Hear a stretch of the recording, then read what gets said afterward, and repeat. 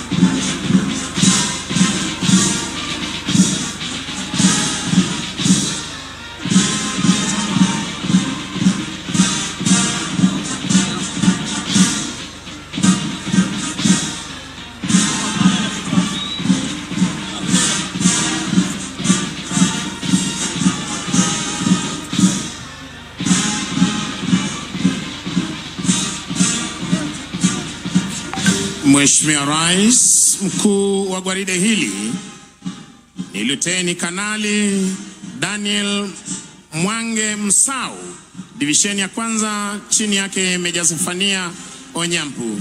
Afisa aliyetwikwa jukumu la kubeba bendera ya kikosi cha 7, Luteni Victor Kiptum Bet. Divisheni ya pili, jeshi letu la nchi kavu, chini yake Captain Joash Kitai, wakiwa katika mavazi yao rasmi ya sherehe. Divisheni ya 3, Mheshimiwa Rais, jeshi la wanaanga, chini yake Meja Felix Nyoro Karanja, wakiwa katika mavazi yao rasmi ya sherehe.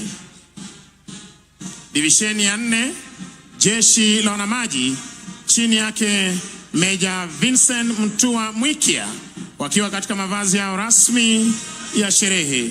Fred Adjutant Captain Tom Ogoma Obonyo, mwekalama jeshi la nchi kavu. Mheshimiwa Rais, litafuata gwaride la vikundi litakalohusisha asasi zote za usalama, na kwa mengi zaidi nimpishe mwenzangu Masi Chitai na Corporal Jeffwa waweze kuendelea.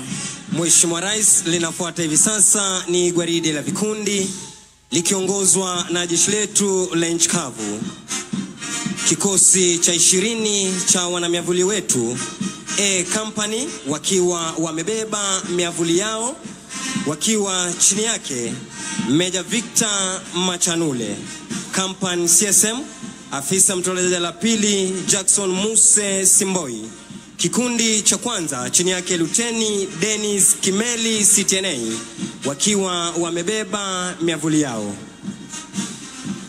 Kikundi cha pili chini yake Luteni Lee Mbabu, wakiwa wamebeba miavuli yao. Na kikundi cha 3 chini yake Luteni Esekon Elimlim, wakiwa wamebeba miavuli yao. Wanafuata hivi sasa, Mheshimiwa Rais, ni D Company, wakiwa katika magwanda yao mepesi ya kivita, chini yake Meja Lekarsia Kevans. Company CSM, afisa mtolezaji la pili mwenye haji matano. Kikundi cha kwanza chini yake Luteni Hassan Abdi, katika magwanda yao mepesi ya kivita. Kikundi cha 5 chini yake Luteni Kevin Cheruiyot, wakiwa katika magwanda yao mepesi ya kivita. Nacho kikundi cha 6 chini yake Luteni Maxwell Madheka, katika magwanda yao mepesi ya kivita. Mheshimiwa Rais, wanafuata hivi sasa ni polisi wa kitaifa Kenya Police Service, chini yake Superintendent Julius Kemoi, akisaidia na Chief Inspector Christopher Cheronges. Kikundi cha kwanza chini yake Inspector Samuel Poloman, katika magwanda yao rasmi ya sherehe. Kikundi cha pili Kikundi cha kinadada chini yake Chief Inspector Monica Onyango akisaidiana na Inspector Susan Kihenjo katika mavazi yao rasmi ya sherehe. Wanafuata hivi sasa Mheshimiwa Rais ni GSU chini yake Chief Inspector Peter Kamoiro akisaidiana na Inspector Vincent Korir wakiwa katika mavazi yao rasmi ya sherehe. Wanafuata hivi sasa ni GSU katika mavazi yao mazito ya kikazi chini yake Inspector Samuel Birigan.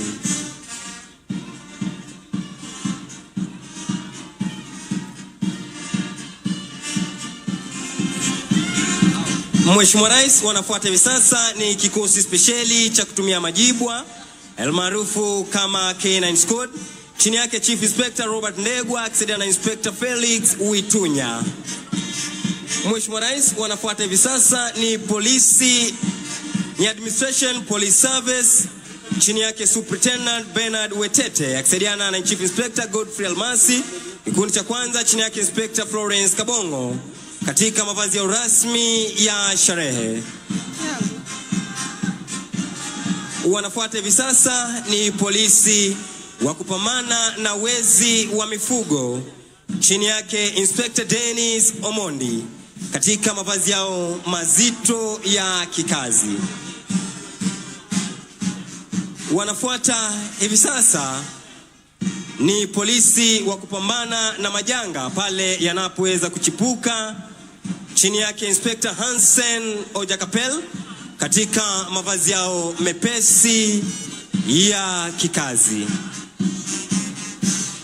Wanafuata hivi sasa Mheshimiwa Rais ni polisi wa kuchunga mipaka yetu chini yake Inspector Kevin Walukana Njani katika mavazi yao mazito ya kikazi. Mheshimiwa Rais, wanaopita hivi sasa ni askari wa kuchunga fuo zetu za bahari almaarufu kama Kenya Coast Guard Service chini yake Sub Lieutenant Kenneth Mwangi. Mheshimiwa Rais, kikosi kifuatacho ni cha askari wa kulinda magereza yetu chini yake Superintendent Francis Ondongo akishirikiana naye Chief Inspector Nicholas Ojal. Kikundi cha kwanza chini yake Inspector Christopher Awiti wakiwa kwa mavazi ya rasmi ya sherehe. Kikundi cha pili, kikundi cha kinadada chini yake Chief Inspector Florence Nyanchama akishirikiana naye Inspector Rose Longit wakiwa kwa mavazi ya rasmi ya sherehe. Wafuatao ni askari wa kupambana na ghasia magerezani chini yake Inspector Eric Omolo. Mheshimiwa Rais, wafuatao hivi sasa ni askari wa kulinda mbuga zetu za wanyama chini yake Warden 2 Anthony Otieno akishirikiana naye Assistant Warden 1 Jennifer Putunoi wakiwa kwa mavazi yao mepesi ya kikazi.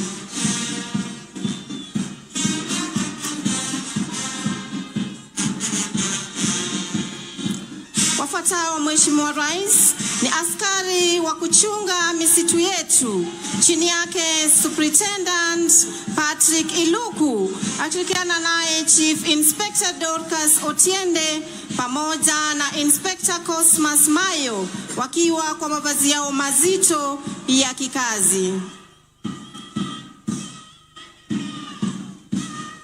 Wafuatao ni vijana wa huduma kwa taifa chini yake Superintendent Priscilla Andeo akishirikiana naye Chief Inspector Silas Wanyama. Kikundi cha kwanza chini yake Inspector Matthew Longojine wakiwa kwa mavazi yao rasmi ya sherehe. Kikundi cha pili, kikundi cha kinadada chini yake Chief Inspector Rachel Mudhoni akishirikiana naye Inspector Joyce Ogango wakiwa kwa mavazi yao rasmi ya sherehe. Kikundi cha tatu chini yake Inspector Pascal Esirom wakiwa kwa mavazi yao mazito ya kikazi.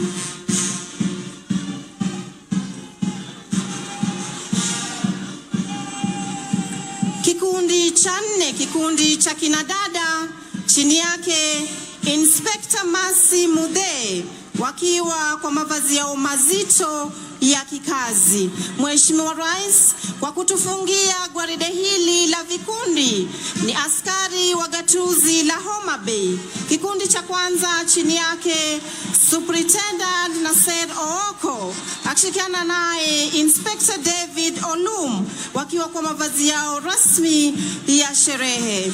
Kikundi cha pili, kikundi cha kinadada, chini yake Assistant Superintendent Lohama Juma akishirikiana naye Inspector Evelyn Omulo wakiwa kwa mavazi yao rasmi ya sherehe. Tuwasindikize askari hawa wa gatuzi la Homa Bay kwa makofi tafadhali, kwa kazi nzuri wanayoifanya.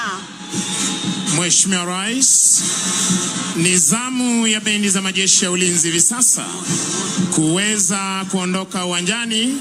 Chini yake mkurugenzi wa muziki Captain Kelvin Ochieng Omulo, Senior Drum Major Warrant Officer 2 Meshula Mtuadhambo akishirikiana naye Senior Sergeant Simon Masinde, Sergeant Vine Basweti na Sergeant Moses Lemashon wa jeshi letu la wanamaji.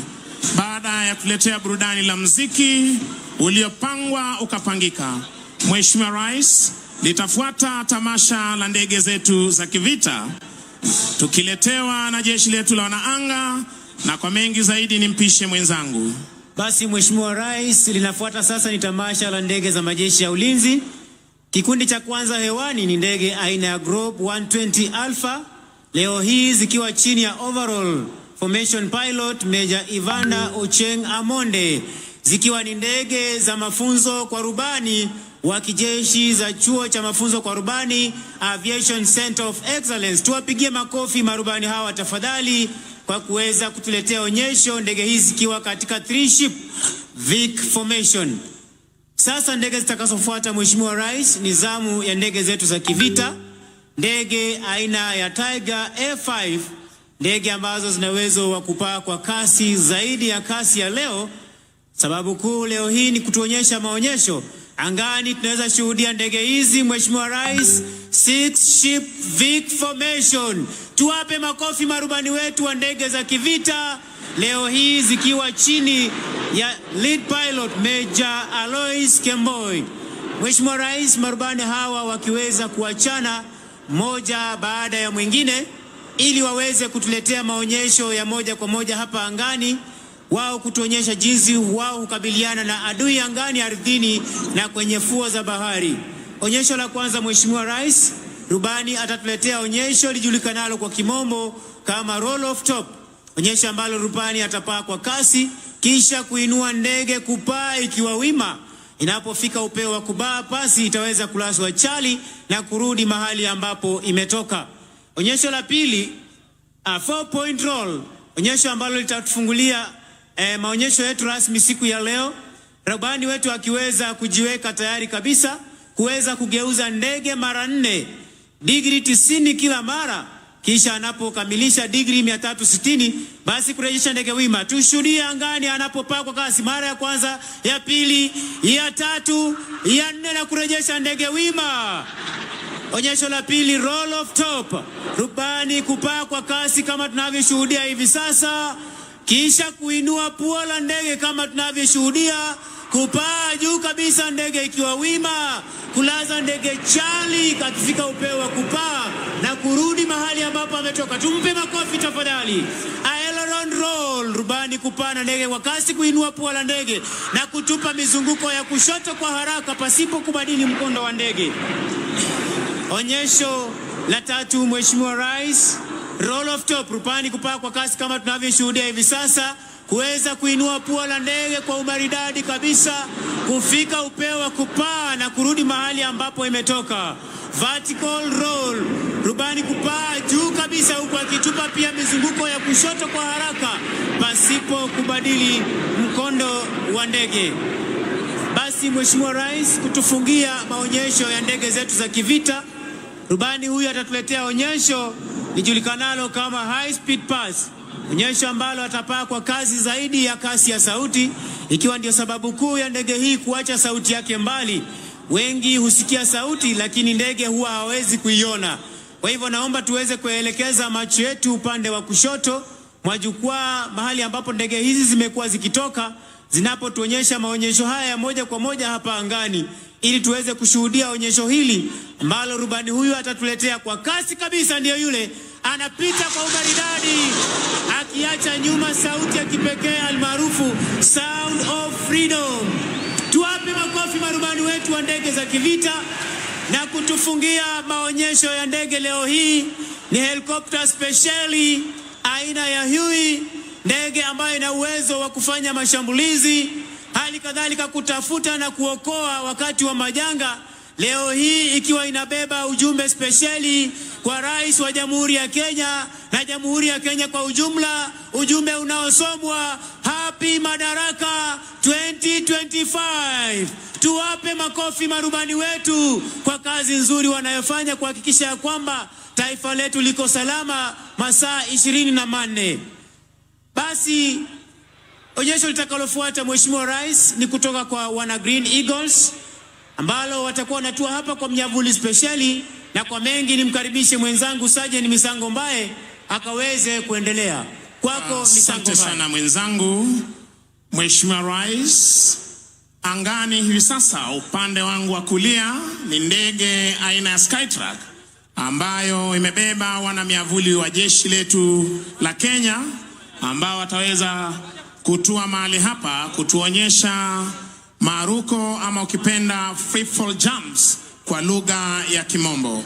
Mheshimiwa Rais, kimuktasari niweze wa kwanza, wa pili, wa tatu wakianza kuchomoka kwenye ndege ile, ukiweza kushuhudia kwenye runinga zetu.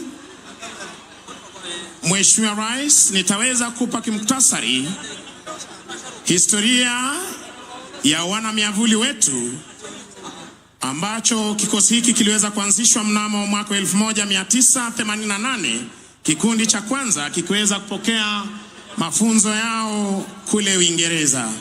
Wana miavuli hawa Mheshimiwa Rais hutumika hususan wakati wa operesheni kalikali, na operesheni hizi huweza kufanyika usiku wa manane, ambapo wao huweza kumpata adui kwa ghafla.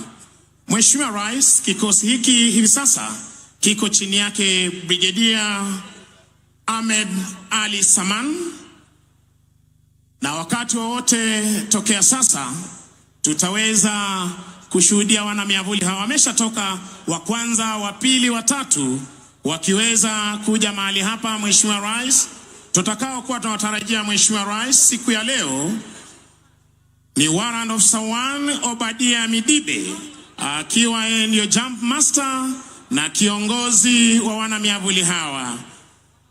Wa pili atakuwa ni Senior Sergeant John Njoroge kutoka Brigade Speciali ya jeshi letu la nchi kavu.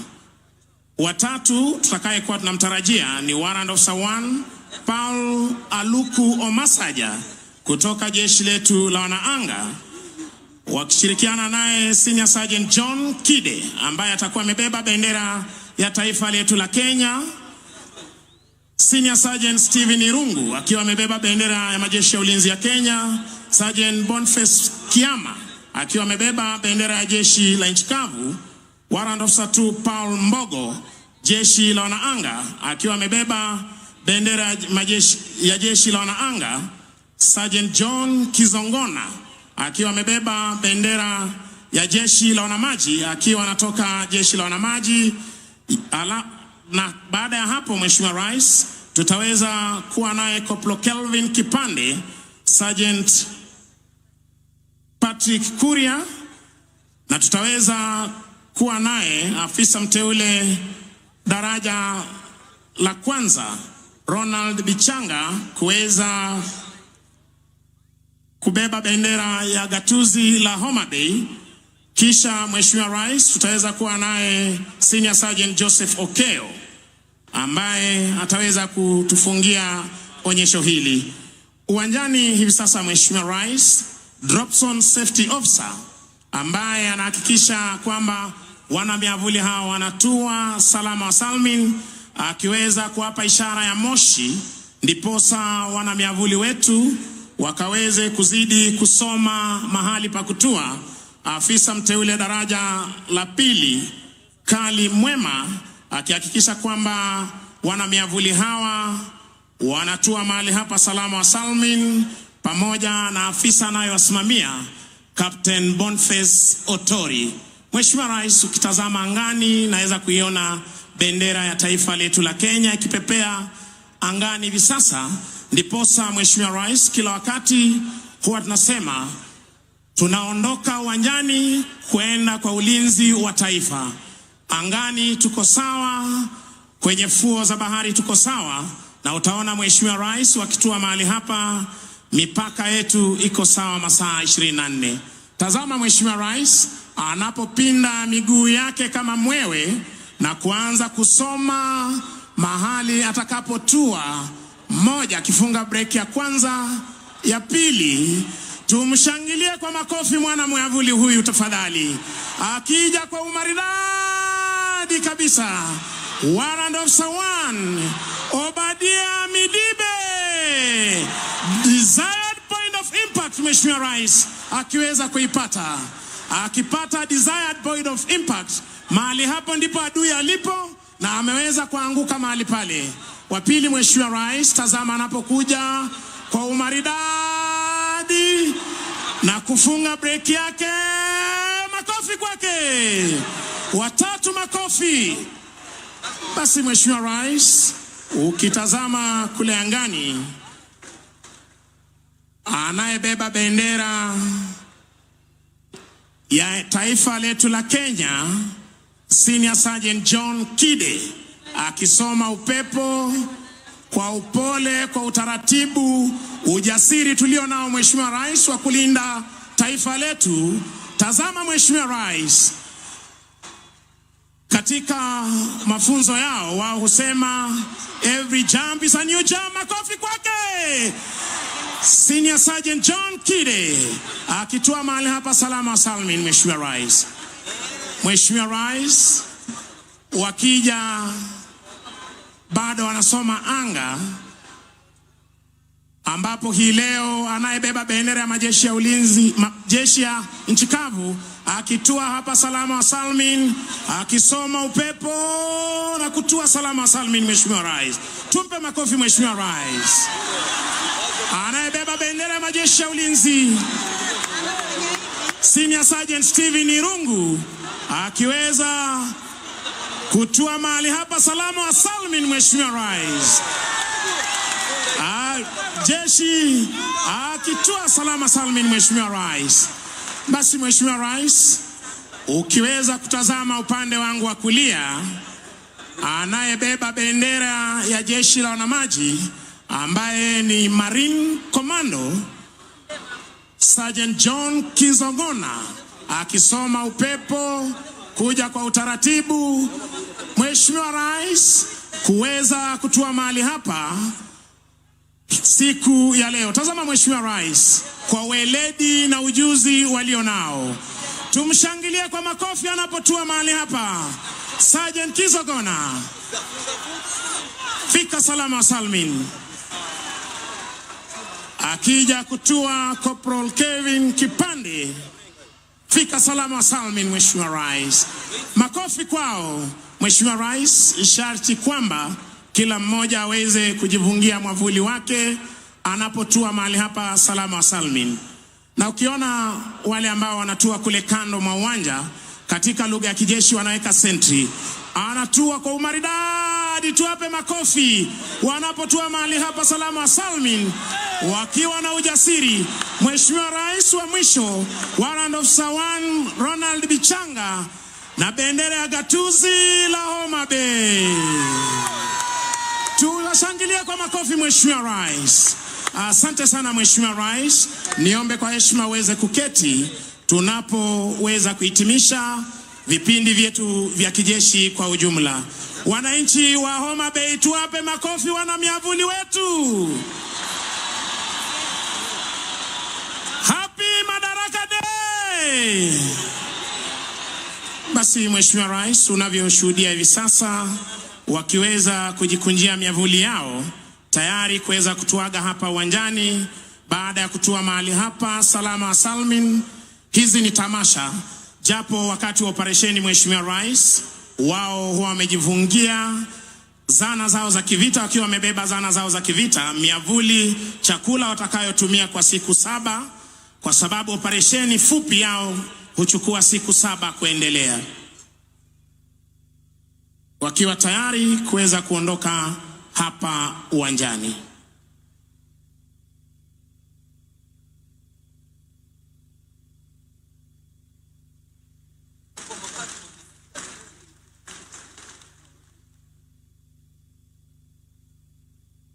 Kauli mbiu ya chuo cha mafunzo yao ikiwa knowledge dispels fear.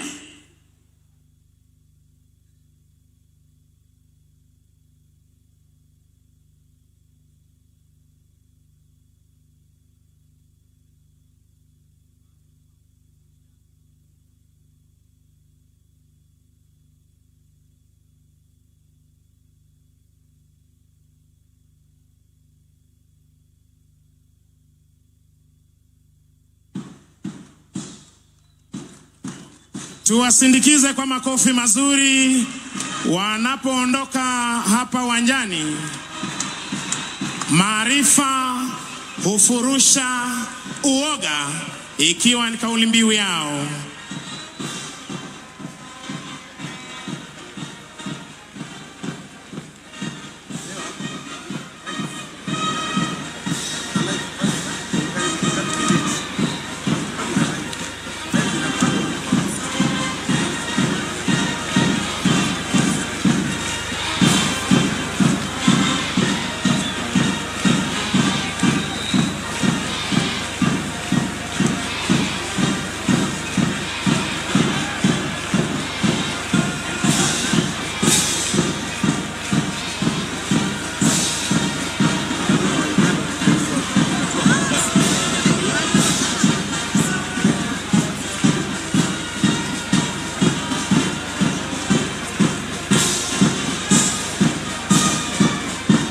Mheshimiwa Rais, kiongozi wa kikundi hiki akiwa ni Warrant Officer 1 Obadia Midibe, wakipeana heshima mbele ya jukwaa, na anayetufungia nyuma ni Warrant Officer 1 Paul Aluku Omasaja. Mheshimiwa Rais, na huo ndio utakuwa mwisho wa tamasha zetu za kijeshi kwa pamoja.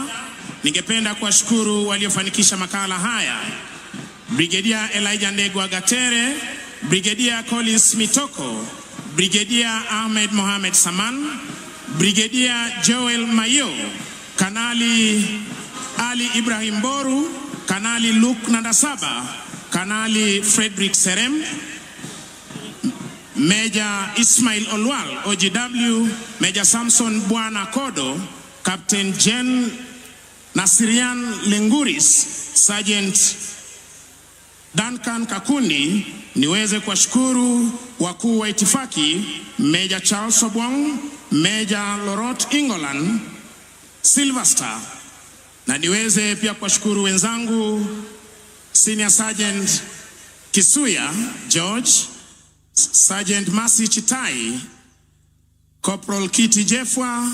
Jina langu ni Sergeant Misango Mbae, nikiweza kurejesha kwake katana aweze kuendelea na sherehe zinazofuata. Naam, shukrani sana mwenzangu Misango Mbae. Mheshimiwa Rais, asante sana kwa kuweza kufika siku ya leo kwenye sherehe za Madaraka, ambapo tunaenda kusherehekea pia vile vile gwaride la pili, gwaride la maskauti, ambapo mbele yako Mheshimiwa Rais tutakuwa na maskauti wa kike wa kiume, Girl Guides pamoja St. John's Ambulance, vile vile Bandari Maritime Academy. Siku ya leo Mheshimiwa Rais, gwaride la maskauti litaongozwa na bendi za mseto, ikiwa ni bendi ya Agero Sare High School, Mbita High School, Homa Bay High School, wakiweza kuhakikisha kwamba hatua zilizoko ndani ya gwaride hili zitaenda kuwa sawa sawia. Mheshimiwa Rais, ikiwa wewe ndiye baba mlezi wa vikosi hivi vya maskauti wa kike na wa kiume, kunaye Chief Scouts ambaye ni Professor Jacob Kaimenyi, pia vile vile Chief Commissioner Mr. Vincent Rodadi, Chief Executive Officer Bwana Moses Ndada, wakiwa tayari kabisa kutuletea gwaride hili la maskauti siku ya leo. Parade Commander atakuwa ni Kanglain Jean Court Kisulu. Bendi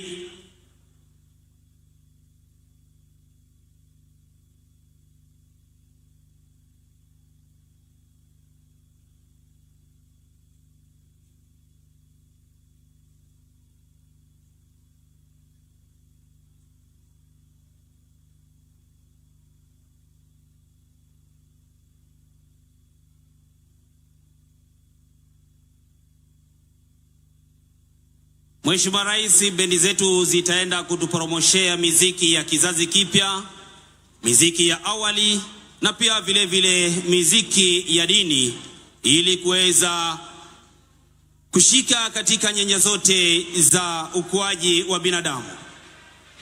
Ikiwa kuna vijana, kuna wazee, pia vile vile wanarika. Scouts, Mheshimiwa Rais, wanaweza kupata mafunzo mashuleni kwao wa kuweza kuwa na maadili mema kwenye jamii. Ni katika ile hali ya kuweza kukuza watoto ambao wataenda kurithi kwenye maisha ya kibinadamu.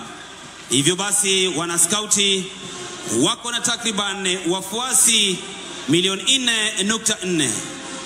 Girl Guides pia naye vile vile wakiwa wanaweza kufunzwa mafunzo ya kuweza kuishi na kuweza kuwa na dhamana mbele ya umati, wakiwa na takriban wafuasi 1,200.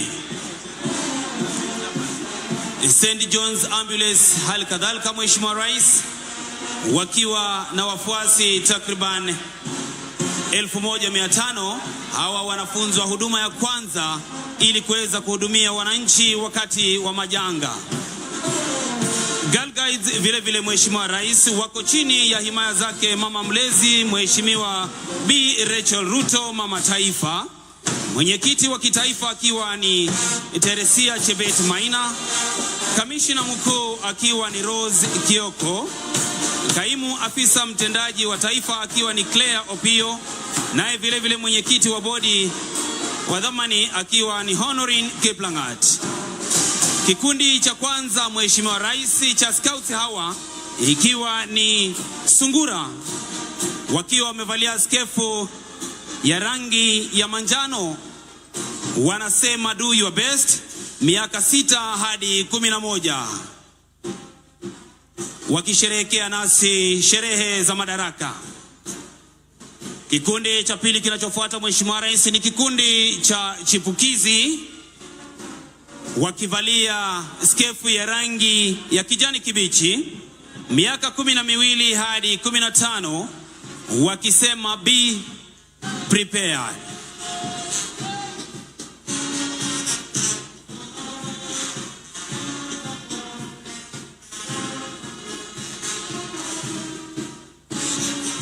Kikundi cha tatu, Mheshimiwa Rais, ni kikundi cha wanadada ambacho kinajulikana kama Mwamba Scouts, wakivalia skefu ya maroon, miaka 16 hadi 18, mwito wao wakisema look wide, vile vile wakiwa na vijana ndani yao. Mheshimiwa Rais, kwa kutamatisha gwaride la maskauti ni kikundi jasiri, wakivalia rangi ya chungwa, miaka 19 hadi 26, wakisema service. Kwa kutufungulia Girl Guides, Mheshimiwa Rais, ni watoto wadogo kabisa wa miaka 3 hadi 6, shule ya chekechea, wanajulikana kama Rainbow, wakirusha mkono mbele na nyuma. Wapi makofi yao wananchi tafadhali? Vile vile Kikundi kinachofuata Mheshimiwa Rais ni kikundi Brownie, miaka 7 hadi 9, shule ya msingi.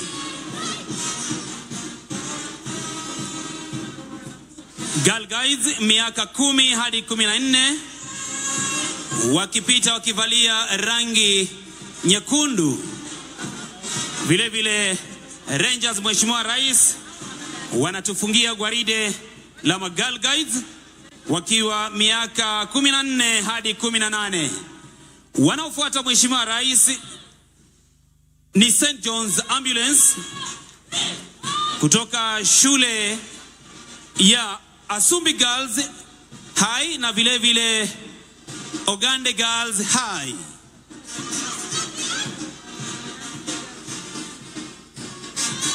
Wakiwa katika vikundi vyao vitatu, Mheshimiwa Rais,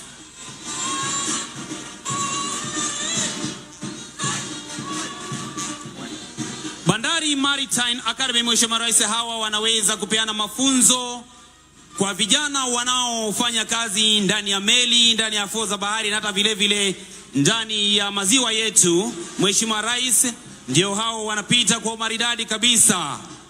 Iwapo mmoja wao anatamani kwenda kufanya kazi ndani ya meli, yani unalipwa ukisafiri ndani ya maji, basi Bandari Maritime wanatufungia gwaride la maskauti wa kike na wa kiume, Girl Guides pamoja St. John's Ambulance, vile vile Bandari Maritime.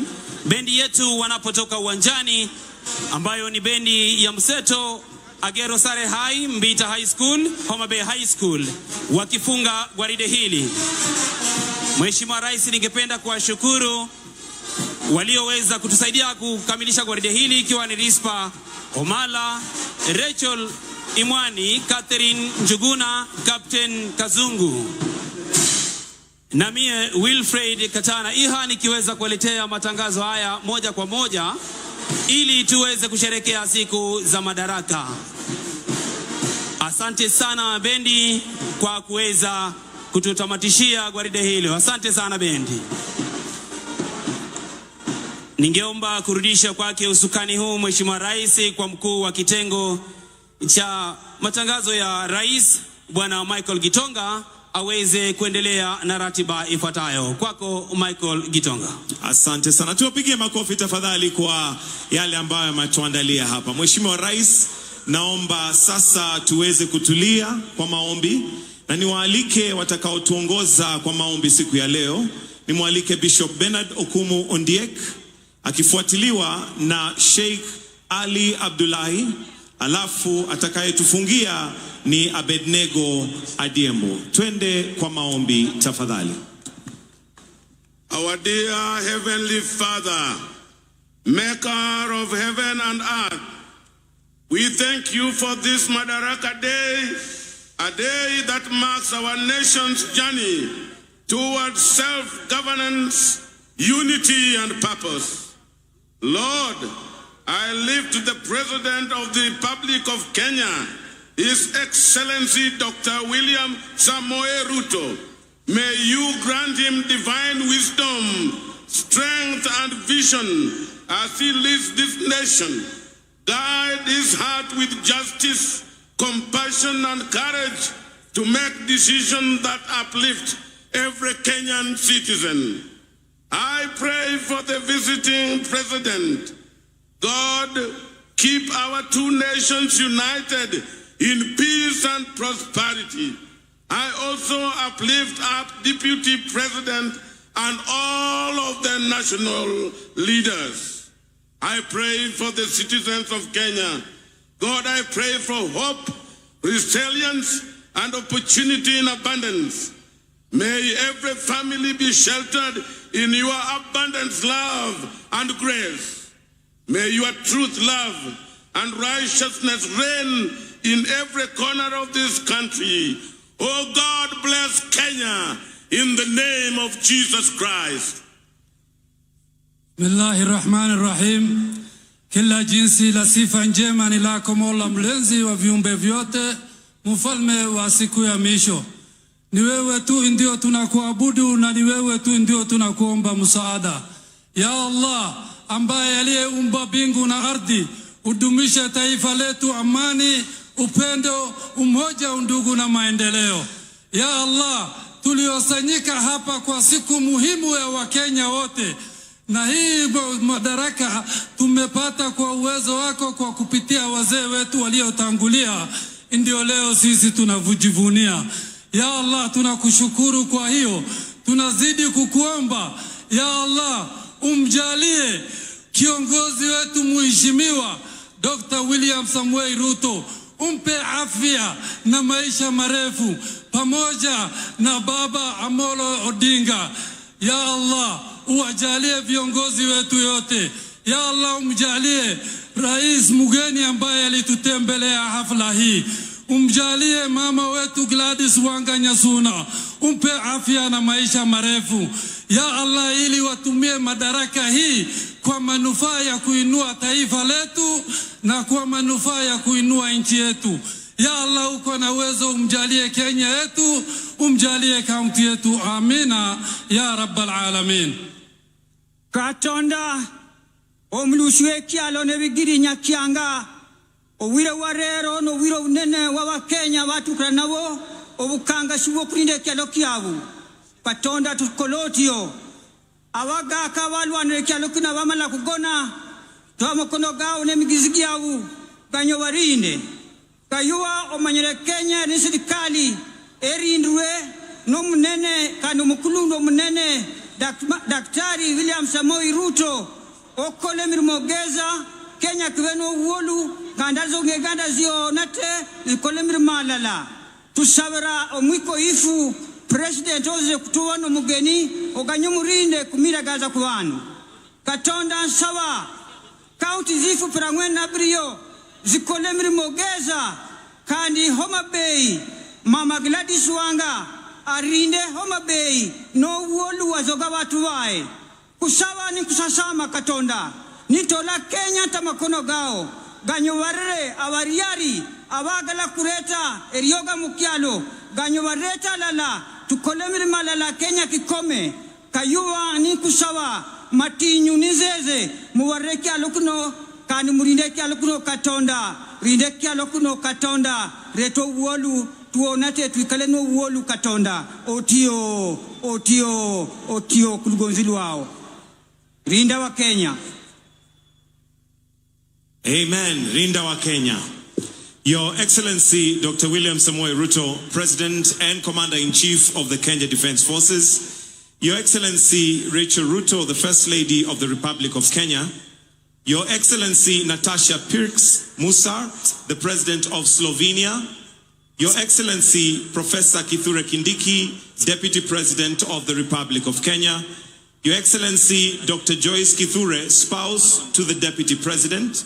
The Right Honorable Raila Amolo Odinga. The Prime Cabinet Secretary, Honorable Musalia Mudavadi. The Speaker of the National Assembly and the Senate, Lady Justice Martha Koome, Chief Justice and President of the Supreme Court. The Chief of Defense Forces, General Charles Kahariri. Service Commanders, Your Excellency Gladys Wanga, Governor of Homa Bay County, all governors present, cabinet secretaries and principal secretaries present, members of parliament, all senior national government and county government leaders, residents of Homa Bay na Wakenya wote ambao tunasherehekea siku ya madaraka ya leo. Mheshimiwa Rais, kwa niaba ya kamati andalizi ya tamasha hii ya siku ya madaraka, naomba utukubalie tuweze kuandalia burudani fupi. Wenzangu Beatrice Gatonye na Boni Musambi, mmetuandalia yapi? Hebu tuende kazi. Mheshimiwa Rais, tumetua Nyanza. Bila shaka hapa ni Homa Bay, moyo wa Ziwa Victoria. Na kwa kusema hivyo tunamaanisha kuwa burudani ya hapa huacha historia ikijirekodi yenyewe.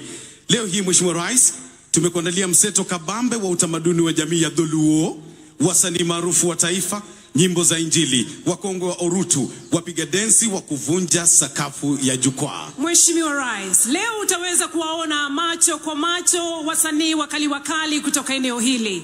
Kama vile akina nani Maslin, Charles Odhiambo, Aroji Chogo, Wapati Linda Wino na Kevin Gombe. Lakini kabla hawaja kuwa mastaa, Mheshimiwa Rais, walianza kama watoto, na ndio maana nasi tunaanza na watoto wetu wa Homa Bay.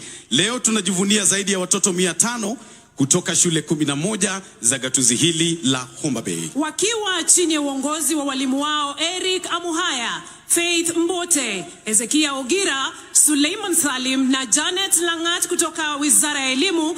Watoto hawa watatumbuiza kwa nyimbo, mashairi, densi na michoro inayosifu taifa letu na kuadhimisha Madaraka Day kwa uzito wake. Burudani yote hii, Mheshimiwa Rais, iko chini ya kauli mbiu maji yetu, thamani yetu. Basi moja kwa moja kwa watoto na DJ Ness.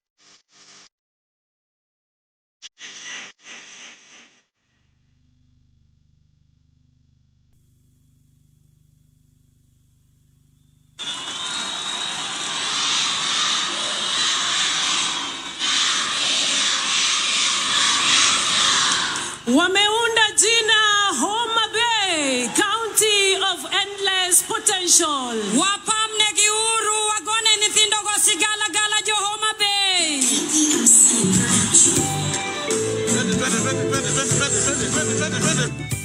Taifa letu Kenya, tumetoka mbali kwa pamoja.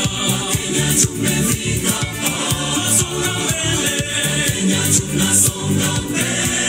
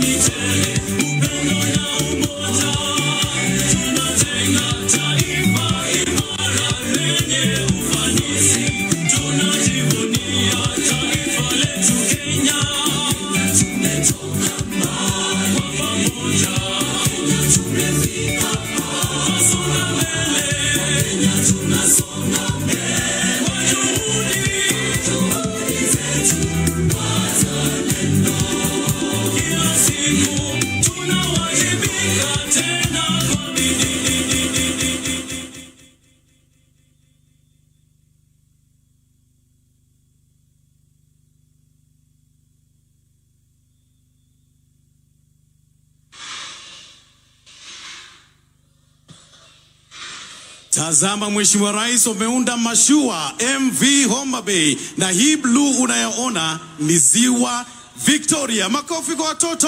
Wapamne giuru wagone gisigala gala kagi.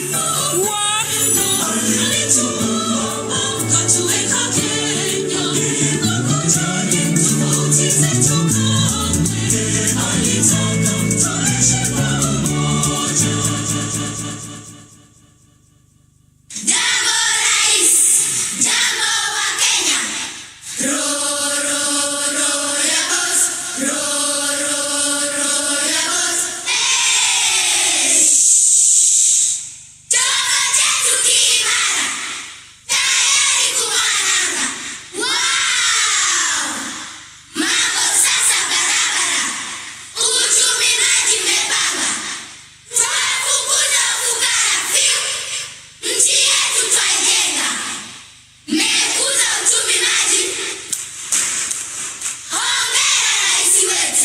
Hongera rais wetu kwa kukuza uchumi maji. Makofi kwa Mheshimiwa Rais. PPMC Production.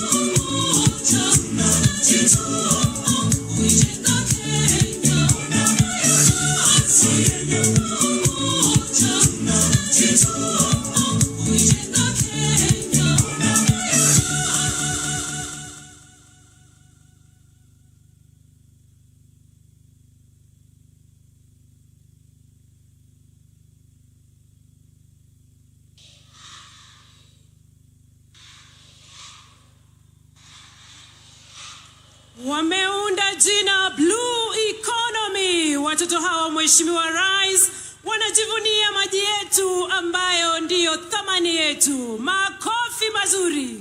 Wapamne giuru kakichumano.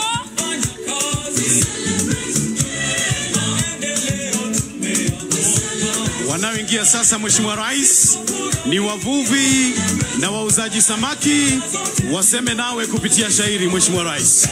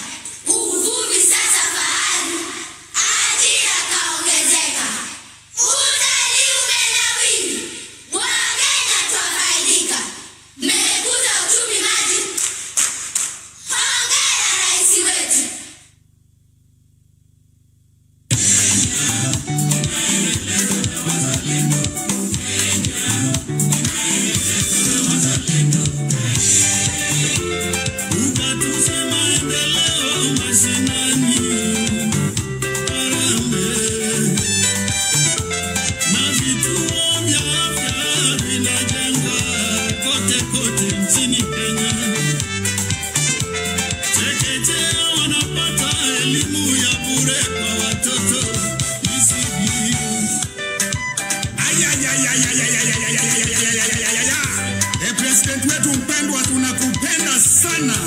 Unafanya kazi nzuri kujenga taifa letu la Kenya. Yes, Igwe. Malo malo malo malo malo malo. Malo malo Kenya yetu malo malo. Walimu malo, madaktari malo, wanamuziki malo.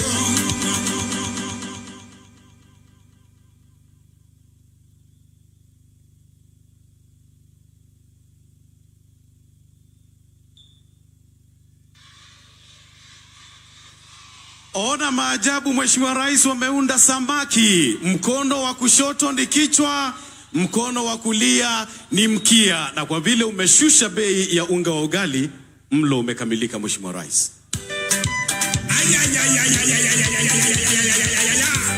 President wetu mpendwa, tunakupenda sana.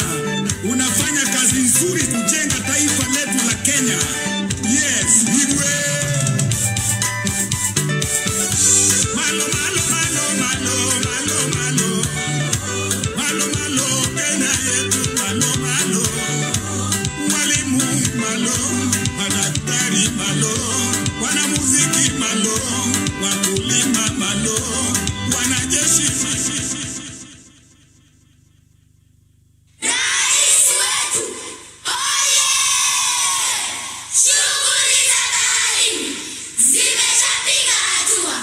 Kila kitu kiko shwari, mengi umeyatatua.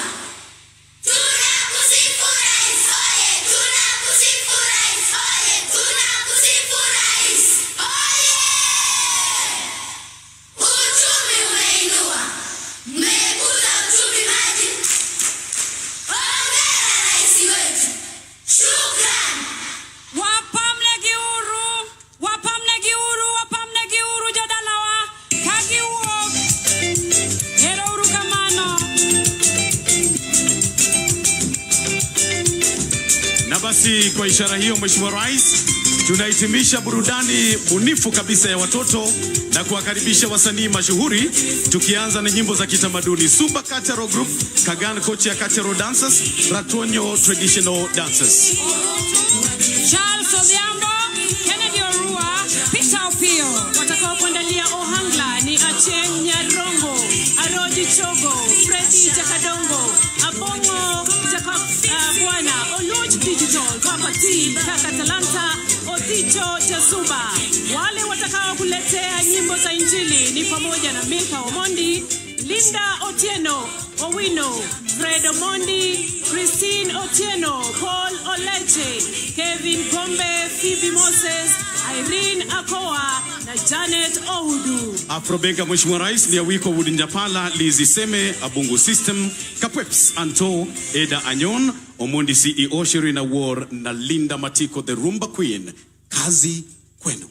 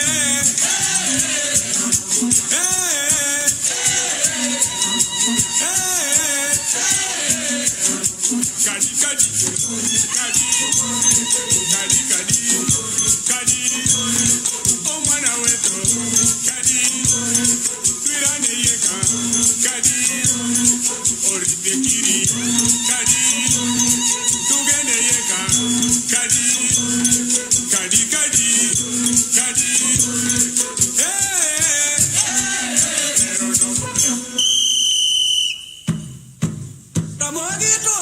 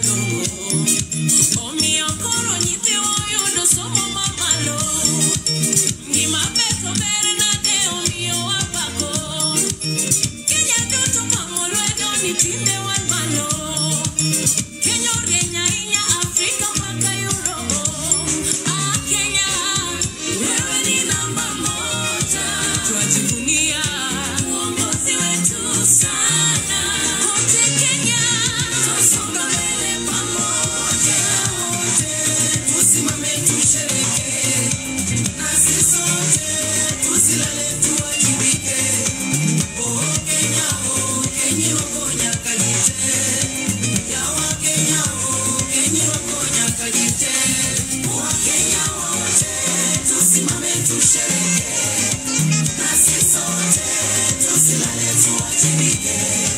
Oh Kenya, Kenya wako nyakajite, ya Kenya, Kenya wako nyakajite. Kenya yetu taifa bora, wanawake wanang'aa, kwenye biashara na uongozi wanang'aa, teknolojia nayo sana wanang'aa, kwa bidii na hekima wanajenga taifa bora. Oh Kenya, tuko mbele. Kanya mwamba chodo ngagwelo dala, anayonda kubona sigaladala. Kenya nchi yangu ninayoipenda sana, Lwana mara Afrika dongienga. Oh Kenya bena, oh Kenya bora, Kenya marwa afya bora, maisha bora. Hospitali kote hadi mashinani, matibabu yameimarika katika kila pembe ya nchi yetu. Wauguzi wote baraka tele, heko kwa wizara ya afya, mbele tuzidi. Nyalolonga CEO Teganya mwangu mabei mano piny mipuoyo ugatuzi kelo dongruok miwuoro kila county kelo something esan awacho san mashinani bongo san jo down beer industry jo dala puro farm jo moko timo mining jo lupo nie nam kila county kelo something na Kenya na combine kwa dhie pap jo adhula nie pap jo rugby kelo sifa jo ng'wech medo ga jua kali gero piny jo office loso plan kila ng'ato kelo something na Kenya na combine. Usalama wetu sisi uko mikononi mwetu sote, uanze na mimi na wewe na yeye. Maafisa wetu wako imara kama simba, mipaka zetu zote kweli wamelinda. Viongozi wetu wote pamoja na raia, alitamani wabelgikwe vinywani nyanwa nyakamila mo. Habungu tumtopogna ayera wero tuwa sele kwetu kitwa dala warwako welo wabiro dio nyime kwa makolwelo riuo engi magare jo Kenya wabeduru gikina kawatio mate wabiro kelo loko. Usalama, usalama wanza na mimi na wewe. Usalama, tunadumisha usalama sisi wa Kenya. Usalama, usalama wanza na mimi na wewe. Usalama, tunadumisha usalama sisi wa Kenya. Tunatangaza amani na upendo wa Kenya. Wakenya wote uhuru tuko nao. Twatekeleza wajibu wetu sisi. Tunatangaza amani na upendo. Wakenya wote uhuru tuko nao. Tunatangaza amani na upendo. Wakenya wote uhuru tuko nao.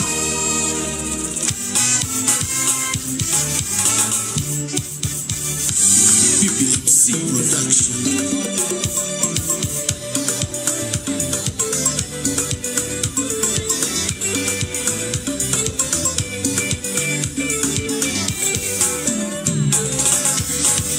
Wakenya wote sote tunafurahia, umoja undugu tunasherehekea.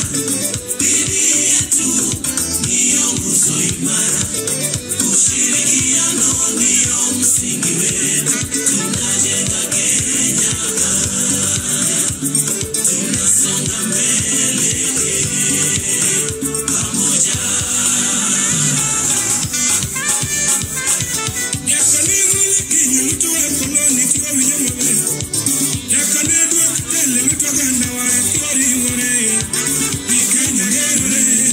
Sani wa degi kwe, kuchime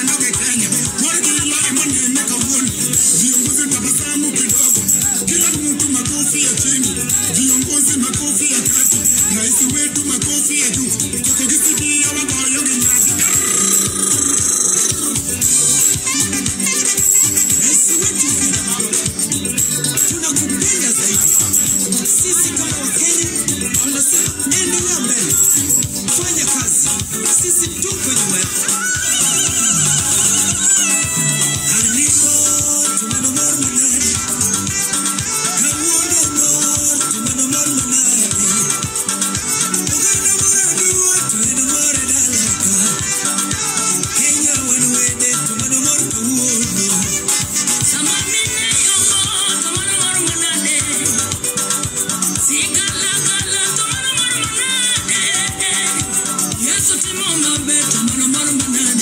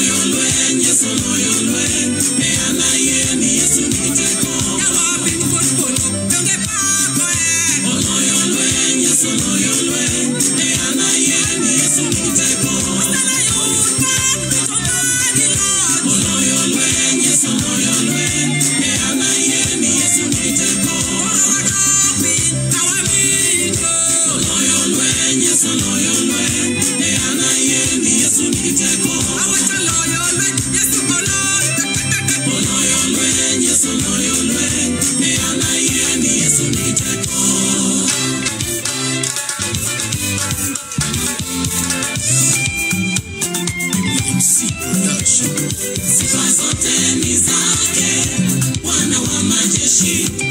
Ni furaha Mungu ametushindia. Nyasaye osetimo madongo, sisi ni washindi. Sisi ni washindi. Isemi awalot kadanya logi kekorabi. Ikelonwa kwero tudangi miyo wangina. Aluangiraba dehaba mochango pinywa. Yaebeneza inemi miyo wanaka. Kawuno ngoni kuma meamna kagie jawa. Yana winja tukoro aneni giwanga. Erenga maloi wakane no giwanga. Ongenga maloi babana dendi indi wanaka. Wangi morachie yasayo hero wa kendo wa herore. Osetimo madongo kendo wanenelela. Twasherekea yale Mungu ametenda. Asante kwa kubariki Kenya. Erokamano wote mawagoyoni. Kwa nguvu zako umetuongoza. Neema yako imetutosha. Beni Yesu. Roma mwanani Baba. Homa oingana.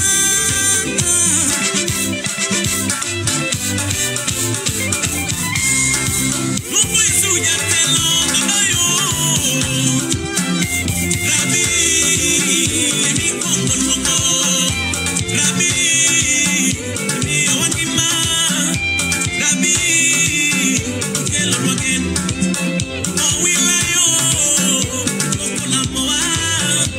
Kuomo dogini Yesu jatelo. Ero kamano agoyoni. Yesu kende yudugo.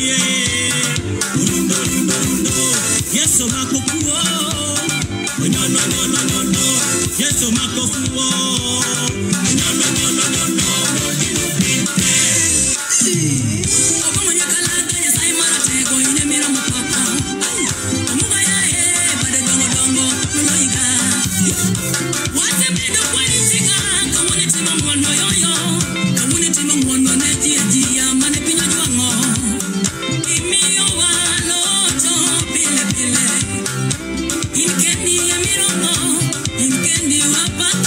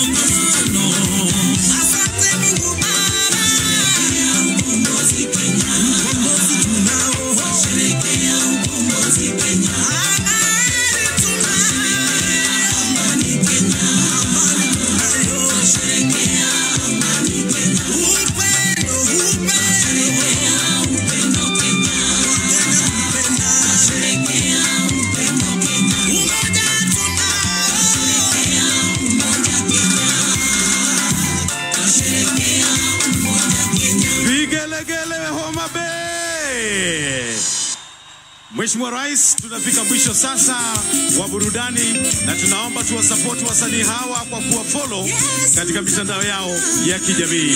Kwako Michael Kitonga. Tuwapigie makofi tafadhali, tuwashukuru wana burudani. Asanteni sana kwa kazi mzuri, na nimeona ya kwamba hata Mama Aida Odinga karibu aingie kwa uwanja a dance nao kidogo. Tunaona kwamba wamefanya kazi mzuri sana. Na kwa sasa Mheshimiwa Rais, tungependa kualika State House Choir ili tushangilie Kenya tukiwa sote tuweze kushangilia Kenya tukiongozwa na State House Choir, na pale tuwaruhusu wale ambao wako nje waweze kuingia. Naomba tafadhali waingie kwa upolepole ili tusiwe na madhara yoyote. Tutawaonyesha mahali mtaketi, kwa hivyo tafadhali muingie kwa upolepole. Na kwa sasa pia ni watambue mabalozi wote walio hapa, ambassadors and members of the diplomatic corps. Sasa twende kwa State House Choir, tushangilie Kenya.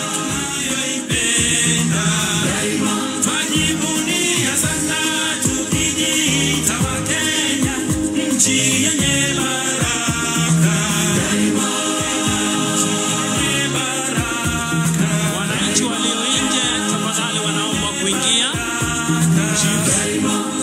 Chiefs, tuwaruhusu wananchi waweze kuingia.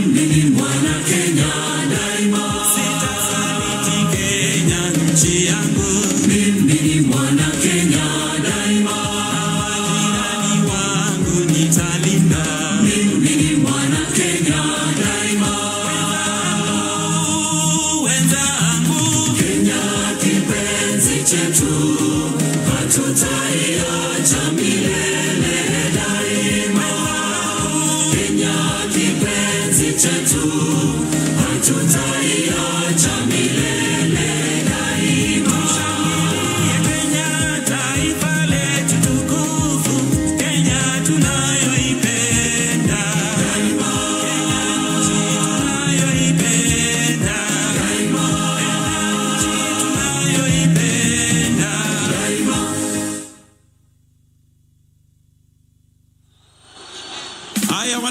tuendelee kushangilia tukifurahia. State House Choir turudie, tushangilie Kenya, tuendelee kushangilia Kenya. Wananchi wamefurika na wanaingia kwa wingi, waruhusiwe waingie. Tushangilie Kenya, taifa letu tukufu, Kenya tunayoipenda. Daima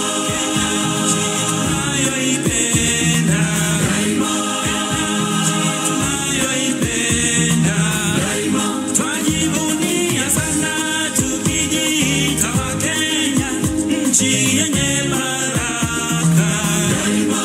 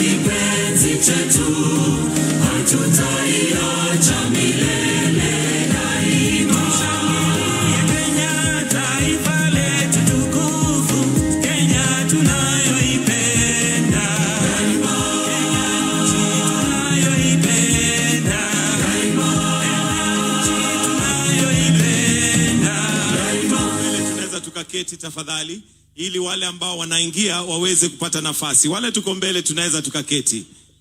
Haya, State House Choir tutaendelea, na pia DJ kama unaweza tupatia wimbo kasongo utafurahia. Lakini wale ambao wanaingia tafadhali tugie kwa upole pole.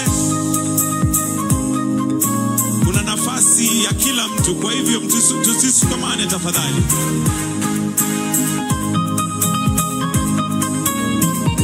Naelezewa pia rebo ikipatikana iwekwe.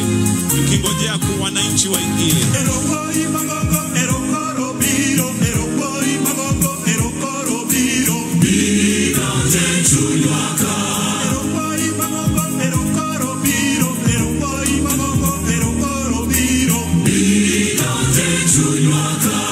Wale tayari tuko na nafasi, tunaweza tukaketi. Tuwaruhusu wale wako nyuma waweze pia kuona. Wale tuko mbele tukiketi.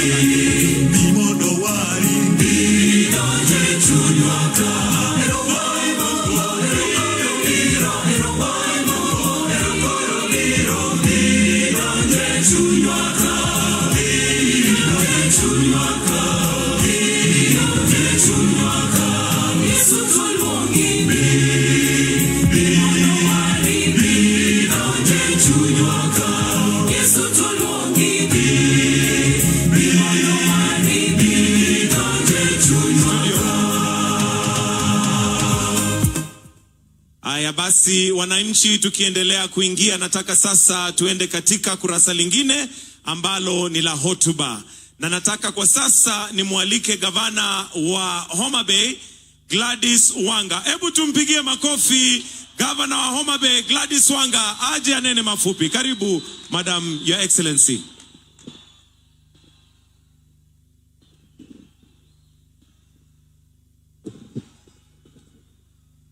The President of the Republic of Kenya, His Excellency Dr. William Samoei Ruto, the First Lady of the Republic of Kenya, Her Excellency Rachel Ruto, our guest President, the President of the Republic of Slovenia, Her Excellency Natasha P.S. Musar, Your Excellency Right Honorable Raila Amolo Odinga, Her Excellency Mama Aida Betty Odinga, Deputy President of the Republic of Kenya, His Excellency Professor Abraham Kithure Kindiki, and Dr. Joyce Kithure.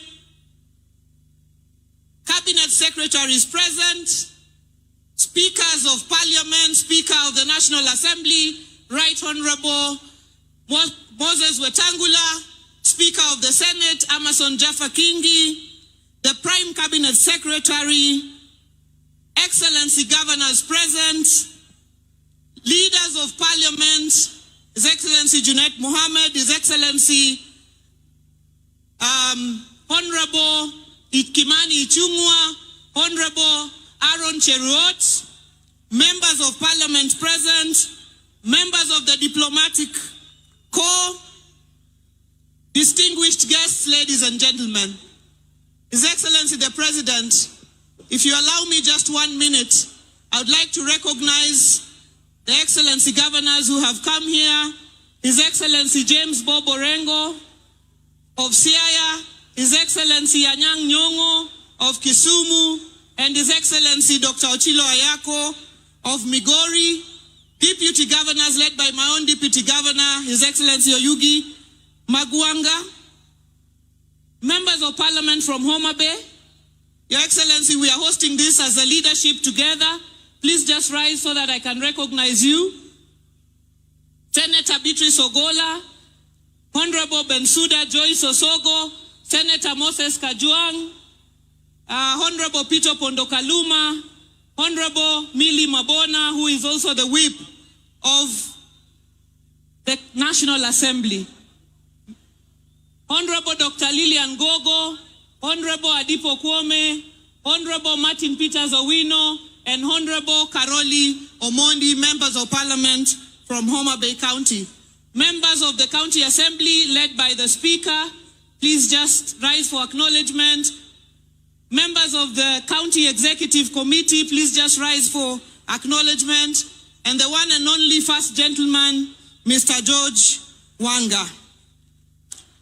Your Excellency, it is my singular honor to warmly welcome you to the great county of Homa Bay, the Lake County of endless potential. Everywhere they are, the sons, daughters, and people of Homa Bay take this hosting honor with exceptional pride. Your Excellency, allow me to express our profound gratitude for granting our request to host this Madaraka Day. For the first time, the people of Homa Bay are not merely following these national celebrations on media, they are experiencing them firsthand.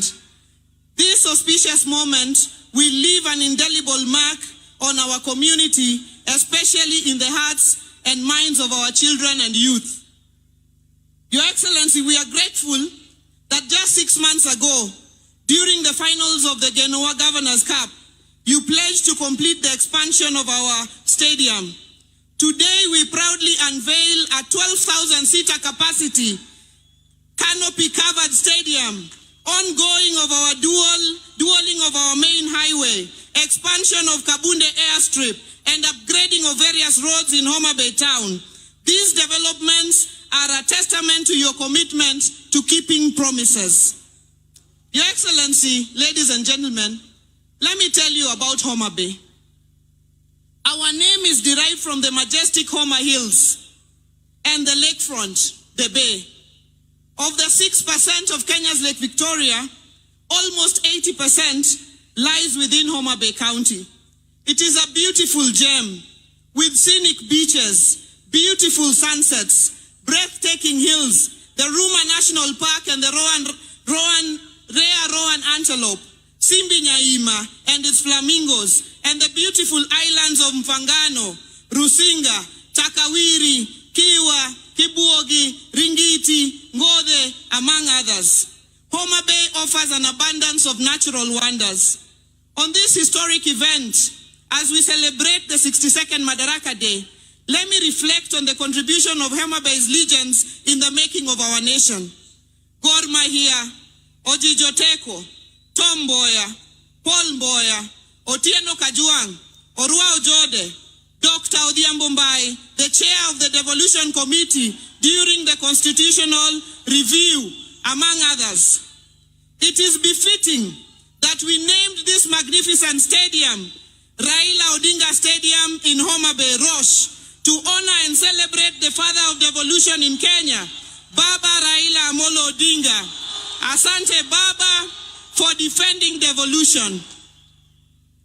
Ladies and gentlemen, in celebrating women's leadership, as a member of the G7 Women Governors Caucus, we are delighted and inspired to be joined today by our guest, Madam President, Her Excellency Natasha from Slovenia, the only country in the world with love in its name.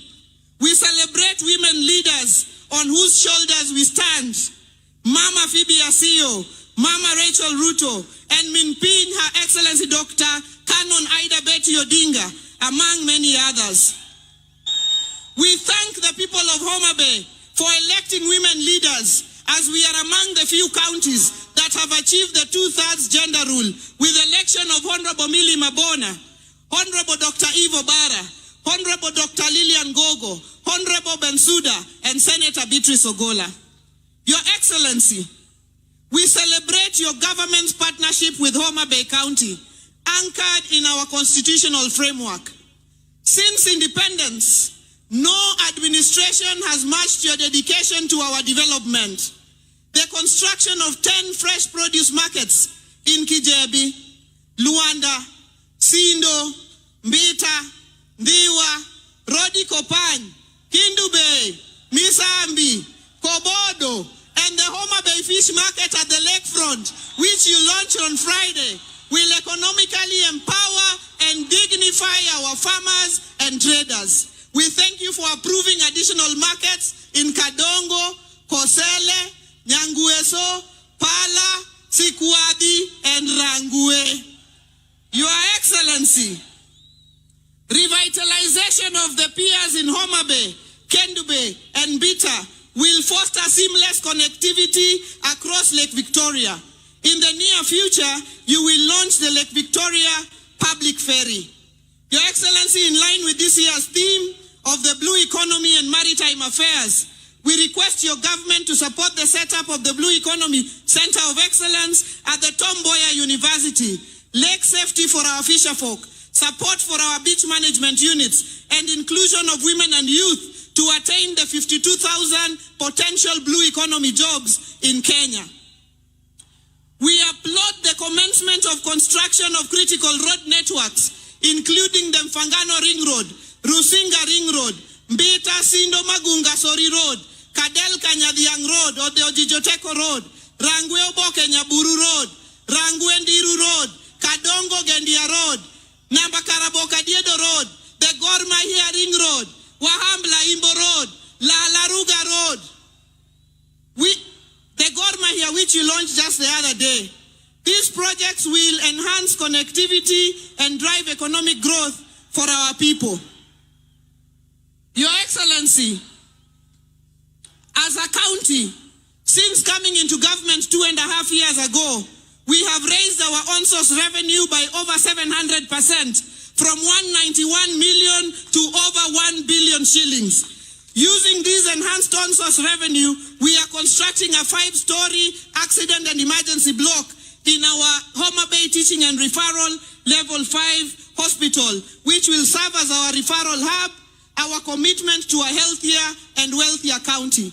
We are aggressively addressing infant and maternal mortality and combating the triple threat of gender-based violence, HIV, and teenage pregnancies. Your Excellency, following cutbacks in foreign assistance, we call on your government to assist county governments in recruitment, in financing recruitment of healthcare workers and regularization of UHC staff.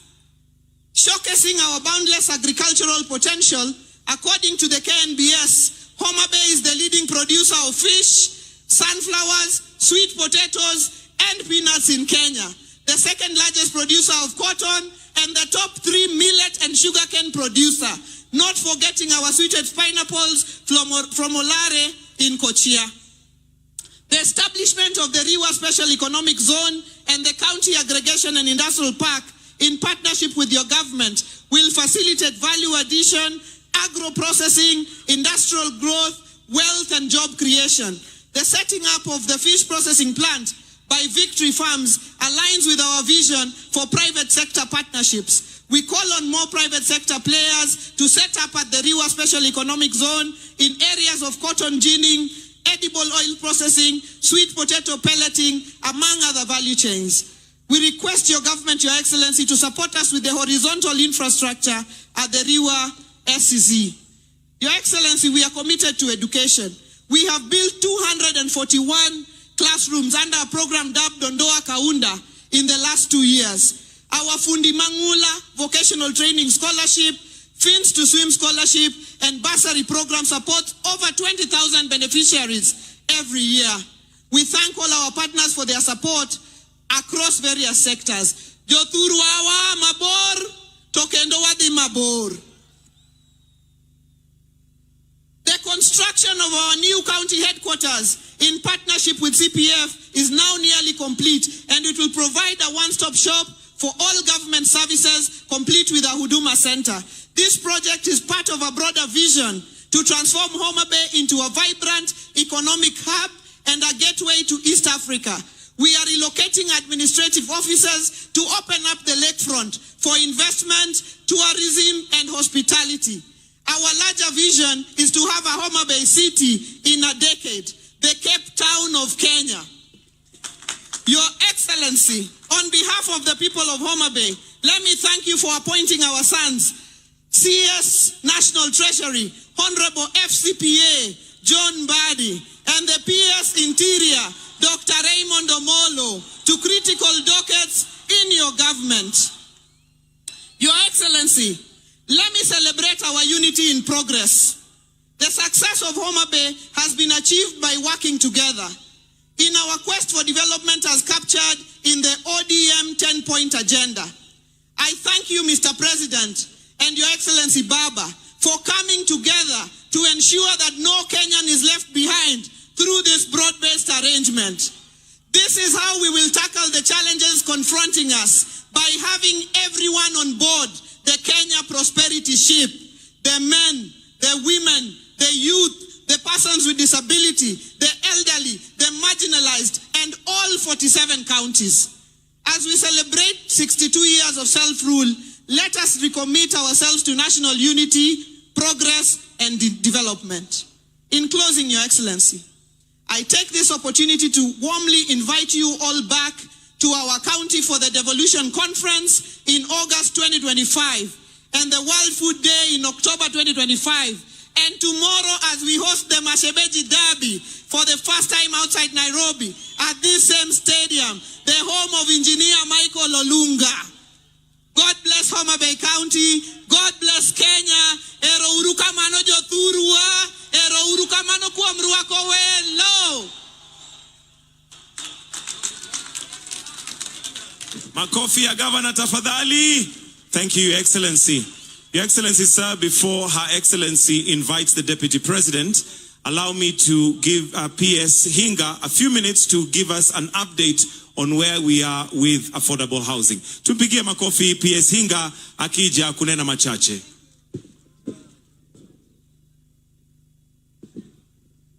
Your Excellency, the President, allow me to ride on the protocols already established. Mahatma Gandhi once said that nation's greatness is not defined by its economic power or military strength alone, but rather by how it treats its most vulnerable members. Another great, Nelson Mandela, says, "What matters in life is not the mere fact that we lived.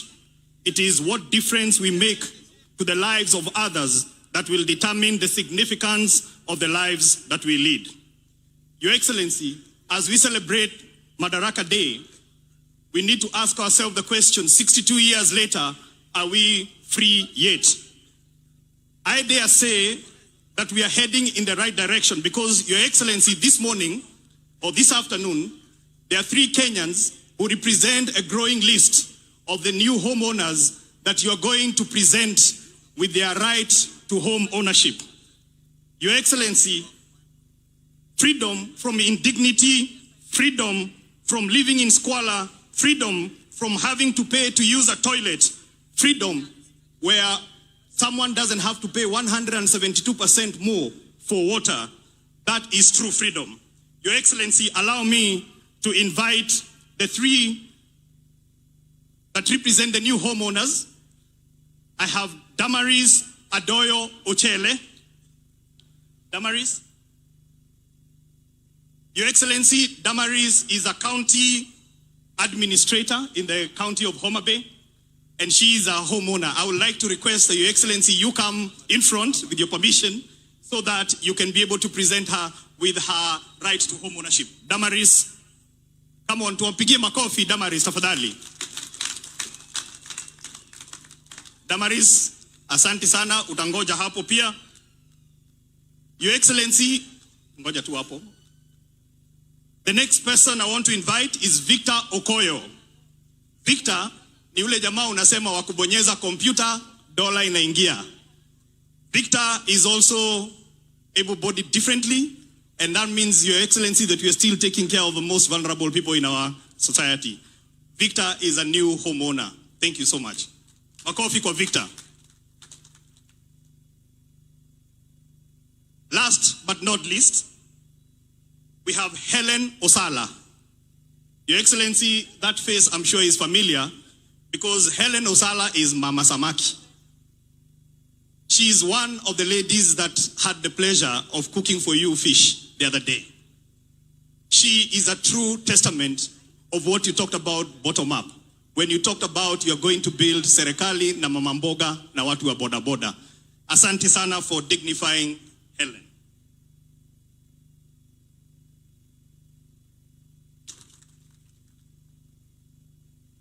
So I will ask them now to stand close to you, Your Excellency, so that they can take a photo. These are the 3 new homeowners that represent majority of the growing list of new homeowners. Your Excellency, we have changed the tune from freedom is coming tomorrow to freedom is here. Let's celebrate Madaraka Day for majority of Kenyans who are new homeowners. Thank you. God bless this great country.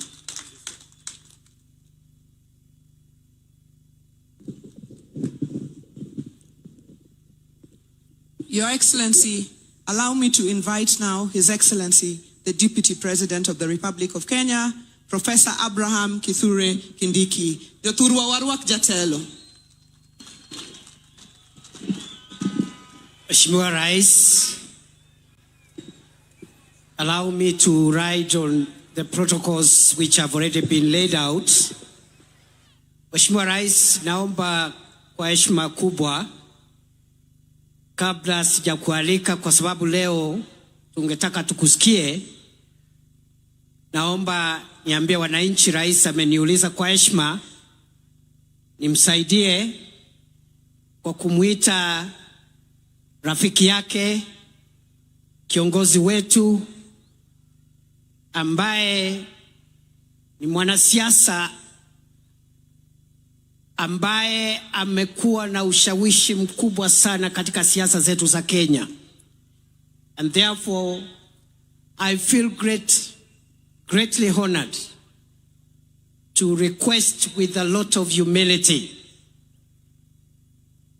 His Excellency Raila Amolo Odinga to say jambo before I can invite the president. Wapi nduru ya baba jameni?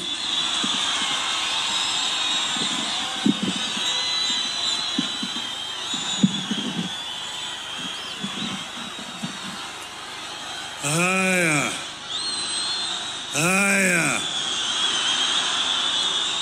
Your Excellency, President William Samoei Ruto, Your Excellency, President Natasha Musa of Slovenia, the diplomats who are here, distinguished guests, ladies and gentlemen, hamjambo, hamjambo, Jothurwa, Umor, Will, Ushiek. It is an honor, Your Excellency, to be allowed to greet these people today. This, as the governor has said, is a great day for the Homa Bay County. But more importantly, Your Excellency, it is a testament that devolution works and can work if it is empowered. Your Excellency, 62 years ago, the founding fathers of our nation, after a very long struggle for independence, attained internal self-government on this day. And that's the day when Pimas now had a hope that eventually the country was going to be independent. They went on further to coin the Kenyan dream in our national anthem.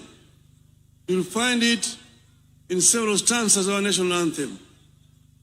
The first one which says, Lord, bless this land of ours. Justice be our shield and defender. May we dwell in liberty, in peace and liberty, and plenty be found within our borders. That meant that first, they want us to live in peace. And peace is just not the absence of war. Peace means that somebody has also got food to eat.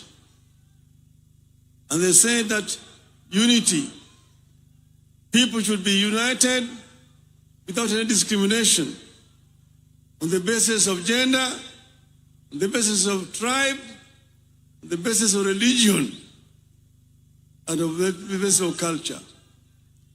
This is what our founding fathers wanted. Your Excellency, at that time, they coined a constitution that had devolution in it, called Majimbo at that time. Over the years, Your Excellency, there were changes. Eventually, when we struggled, we brought back devolution in our constitution. This devolution, Your Excellency, has had several challenges.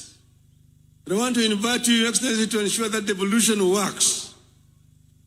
Empower the devolution.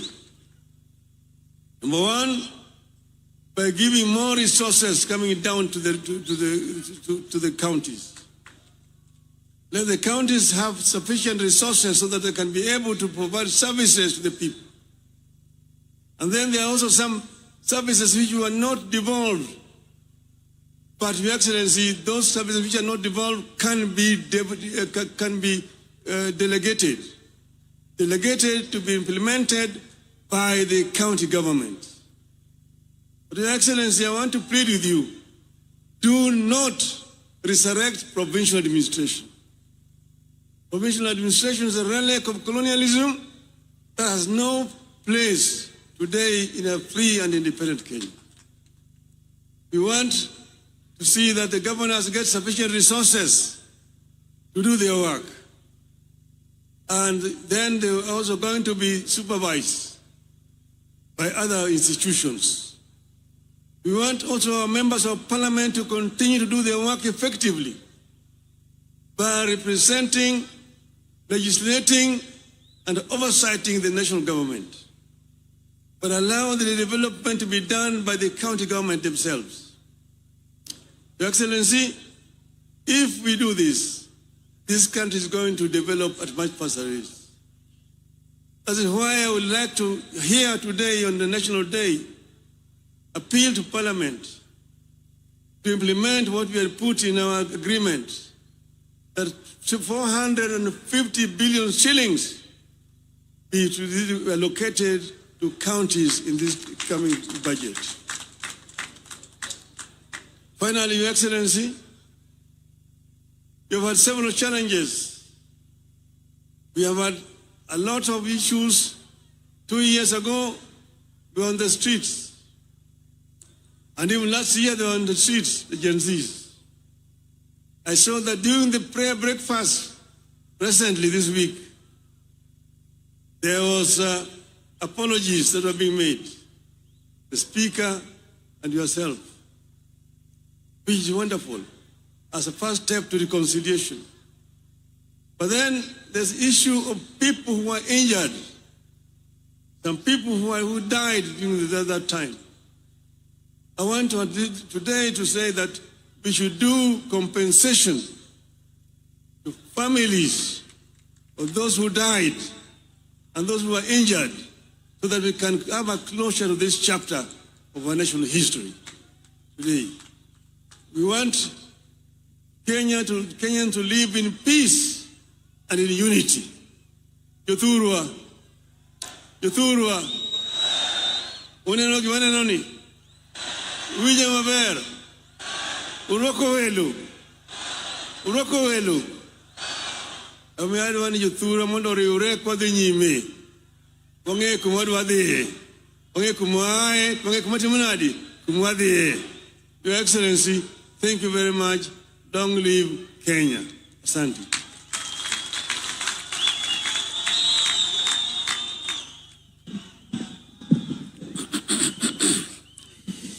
Your Excellency, before I invite you, allow me just to say this in a minute.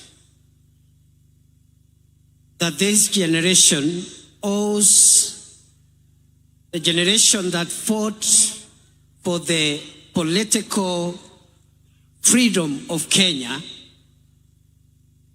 the debt of fighting for the economic freedom of our country. As you lead us, Your Excellency, I am satisfied that we are on a course of paying the historical debt of our forefathers who fought for the freedom of Kenyans to govern their own affairs and to rule themselves. We are paying that debt by ensuring we also provide economic freedom to Kenya and its people. Number two, Your Excellency, in that journey, I am equally persuaded that we as a country, and with you as our leader, we are also creating a more inclusive Kenya. From an economic standpoint, for a long time,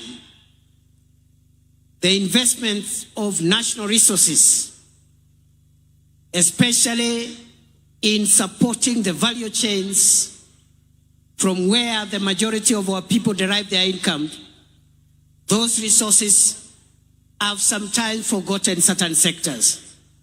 I am glad under your administration, Your Excellency, we are spending more money, not only to strengthen the traditional value chains in tea and coffee and all the other important crops grown in our country, not just in livestock development, but we are also spending enough resources to provide support to fisher folk and make sure our country maximizes from our blue economy resources. Finally, Your Excellency, as we live and travel this journey, it is also clear on us that between yourself and His Excellency Raila Odinga, you are speaking to our nation so that we can forge closer ties among ourselves as citizens of Kenya, reduce barriers brought about by politics, ethnicity, religion. And going forward, Your Excellency, we look forward to your partnership, yourself and His Excellency Raila Odinga, and the rest of us who are fortunate to be in leadership positions, to build a more united Kenya, a more inclusive Kenya, where one's place of birth, religion, ethnicity doesn't have to count. Rather, their merit and what they bring on board in the contribution of our national development is what matters. I want to appeal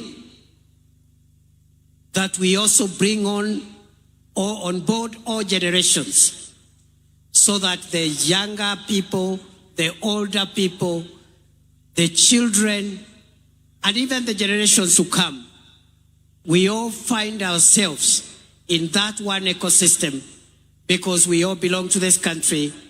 No generation is superior to the other. The older people have a role to play. The younger people have a role to play. Our children have a role to play. Even the unborn, when they arrive in the world through Kenya, they will have a role to play. Nakushukuru Mheshimiwa Rais, na mimi nataka nikuambie nitaendelea kusaidia vile unajaribu kuunganisha Kenya. Nimshukuru mzee wetu Mheshimiwa Raila Odinga, ambaye ni kiongozi amesukuma siasa ya Kenya kwa muda mrefu, before some of us even arrived in the scene.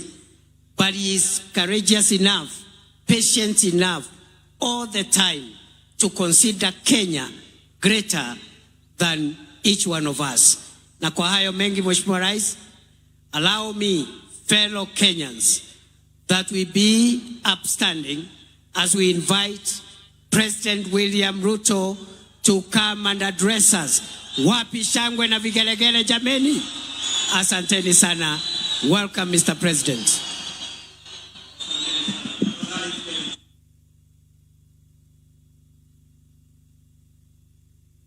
Your Excellency, President Natasha Irsi Musa from Slovenia, our special guest in this 62nd Madaraka Day here in Homa Bay. Your Excellencies, honorable members, distinguished guests, ladies and gentlemen, the great people of Homa Bay and Kenya, hamjambo. Homa Bay hoye. Amoso u jodurwa. Jodurwa untie. Jodurwa umor.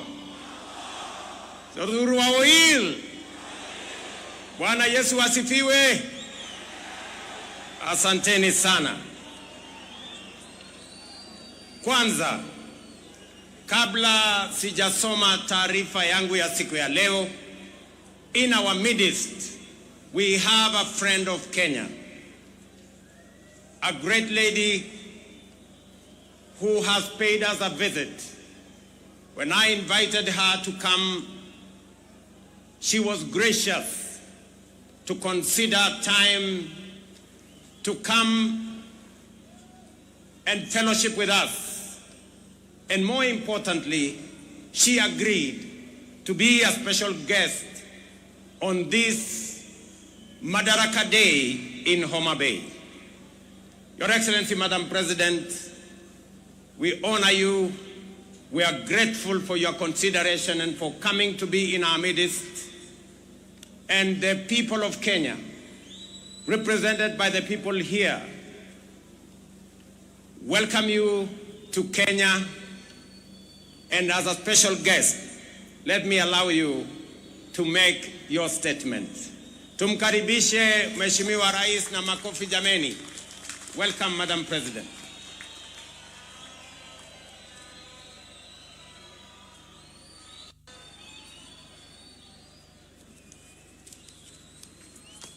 Hello, everybody. Dear Mr. President, distinguished guests, and above all, people of Kenya, I stand here before you, deeply honored by the privilege that Kenya, a proud and powerful nation of the African continent, has bestowed upon me to address the Kenyan people on behalf of the people of Slovenia. I stand before you, humbled yet proud of how warmly Slovenia has been received and of our shared desire to see the cooperation between our two countries flourish. The Kenyan people wrote a pivotal chapter in history. Madaraka Day, the day Kenya gained the freedom of self-government, marked the day Kenya finally secured the right to shape its future. An arduous journey came to an end. The days when foreign settlers drove the Kenyan population from fertile land and forced them into poorly paid labor are long gone, but they will never be forgotten. For the struggle for the independence was anything but easy, and it came at a heavy cost. Of course, the Kenyan people know only too well that history is not just about facts. It is also about preserving and developing the fundamental values that ensure the survival of a nation. Values that strengthen its identity and, above all, its unity.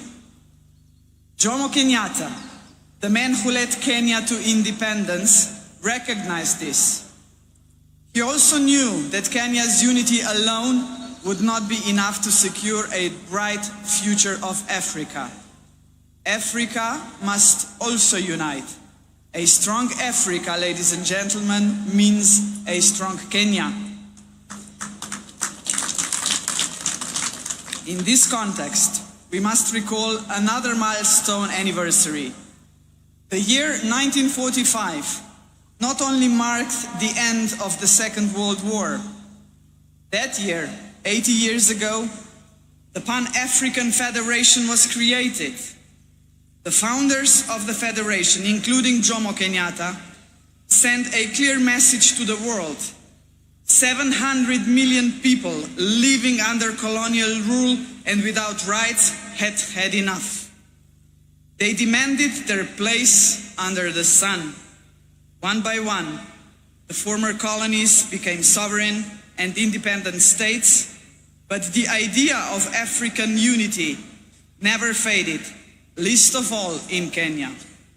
What better proof of this vision than the most important project in African history to date, the creation of the African Continental Free Trade Area in 2018. Kenya was among the first countries to ratify the founding treaty. Mr. President, ladies and gentlemen, the lessons of the past shape our vision of the future. In the 1960s, the world experienced a wave of decolonization. Yet in many ways, colonialism, and if I may say so, a condescending attitude towards the newly independent states did not just cease to exist, but there was a way to build self-confidence and assert oneself on the world stage. My generation, ladies and gentlemen, grew up in former Yugoslavia. We still remember the non-aligned movement of the Cold War era, a large and respected group of countries, including Kenya, that defied the interests of the superpowers and former colonial powers. That spirit of non-alignment was vital then, and it remains relevant today. We live in a world where both old and emerging powers are yet again shaping the world before our eyes. All the rest of us, the smaller countries, must not just passively observe these developments. We must ask ourselves, what about us? Are we ready to raise our voices? And Mr. President, we are ready. Both our countries are preparing for the future, and we have chosen the right path. Sustainable economic growth, protection of rich biodiversity, a strong will to keep pace with rapid scientific development, a commitment to multilateralism, to international cooperation and tackling common problems. These are the values that unite us. As you know, Slovenia is currently serving as a non-permanent member of the United Nations Security Council. Our diplomats take their role seriously and responsibly. They speak out whenever injustice is done to people all over the world, whenever innocent lives are lost. Kenya, too, brings a rich, in many ways unparalleled experience in multilateralism. The international importance of the country is reflected in the fact that several United Nations agencies are based here. Both our countries believe in multilateralism because peace, justice and prosperity should not be the privilege of some at the expense of others. We are, after all, an international community, and in a community we look out for one another. And in a community, solidarity matters. In a community, cooperation must be our goal, not selfishness. In a community, peaceful settlement of disputes, not wars, must be the norm. Only such a united community will be capable of confronting the world's most urgent challenges, such as poverty and climate change, lack of access to basic needs and social exclusion. This is why we should be proud that there are several projects in which Kenya and Slovenia are working together to support each other in tackling this kind of challenges. Dear Mr. President, dear people of Kenya, the Slovenian people celebrate Madaraka Day with you. We are a young country, but we too have our own story of struggle for independence. We celebrate with you because we are both proud and confident nations, nations that revere the past yet look firmly to the future. We must not be discouraged by the troubled world in which we live. We should look for opportunities that lead to a strong economy, scientific progress, innovation and environmental protection. Unity and determination have brought us this far. They will take us even further. As late Kenyan and African literature giant Ngugi wa Thiong'o had said in his Dreams in a Time of War, believe in yourself is more important than endless worries of what others think of you. Value yourself and others will value you. Validation is best that comes from within. Happy Madaraka Day. Asante sana.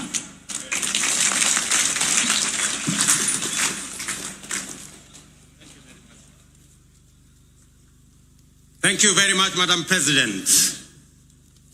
And thank you very much for that statement. Ladies and gentlemen, it gives me immense joy to be back in this county of limitless potential, Homa Bay. It has been 62 eventful years since we took this historic step towards full independence through our hard work, determination, and self-belief. We have defied odds, surmounted challenges, triumphed over adversity, and emerged as a modern democratic state whose government and economy are energized by the restless ambition of confident citizens. Our forefathers knew, as we do, that we, the people, are the foundation, the pillars, and the engine of this nation, and that only we can do the work of building the Kenya we want. More critically, we understand keenly that this country is our home and we have no other. This is why wherever they go all over the world, Kenyans never forget their homeland and vigorously contribute to nation building. We are acutely aware that although we have given a decent account of ourselves since the first Madaraka Day, we are quite far from where we ought to have reached. It is time for us to reflect on the state of our collective self-belief as a people, because without it, we lose all the opportunities that come with Madaraka. We all know that Kenya is not short of imaginative strategies and bold visions. In fact, so good are some of our plans that other countries have successfully implemented them and achieved impressive progress. Our biggest problem has always been one of implementation and execution. The faith to believe in our plans for change, the courage to execute, and the patience and focus to get it done. Some do not believe that we deserve the good that comes with positive change. Others think we are too poor or even in the wrong part of the world. Yet still, others do not want to see changes that benefit ordinary people or make life better for everyone. Today, ladies and gentlemen, I want to persuade the doubters that no one else is going to bring change except us, and that the only way to build the Kenya we want is by embracing change, however uncomfortable it may seem at first, and that we must possess the self-belief individually and collectively to approach our tasks boldly, confidently, and with determination in order to deliver new, more and better, sooner rather than later. Ladies and gentlemen, over 2.5 years ago, we embarked on an ambitious journey of national renewal powered by the bottom-up economic transformation agenda and rooted in the will and sovereign consent of the people of Kenya. Bottom-up is not just a mere slogan. Today, it is a lived reality for millions of Kenyans, transforming lives and reshaping destinies across the country day by day. This agenda is the expression of a deeper yearning among Kenyans to take control of their own fate and break free from a long history of hopelessness, dependence, and exclusion. This renewal of our commitment to deliver on the fundamental mandate of Madaraka is inspired by the enduring spirit of self-determination through which we vow to give ourselves not only what was denied us during colonialism, but also what every citizen and every human being deserves. That is liberty, dignity, security, and opportunity.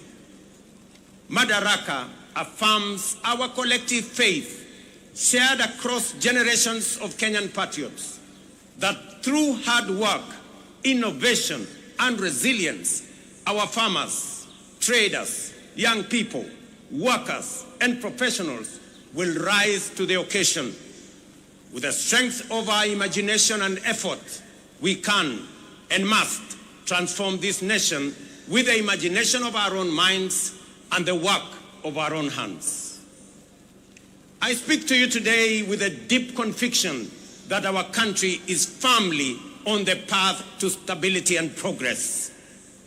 We have weathered turbulent times, navigated serious challenges, and through courage, policy decisions pursued with resolve, we have not only stabilized our economy, but also charted a clear course to long-term prosperity. Since August 2022, Kenya has recorded an average annual growth of an average of 5%, outperforming the global average of 3.3% and the regional average of 3.8%.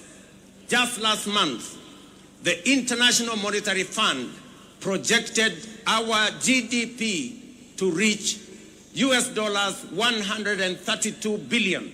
That is 17 trillion Kenya shillings, making us the largest economy in our region and the 6th largest economy in our continent.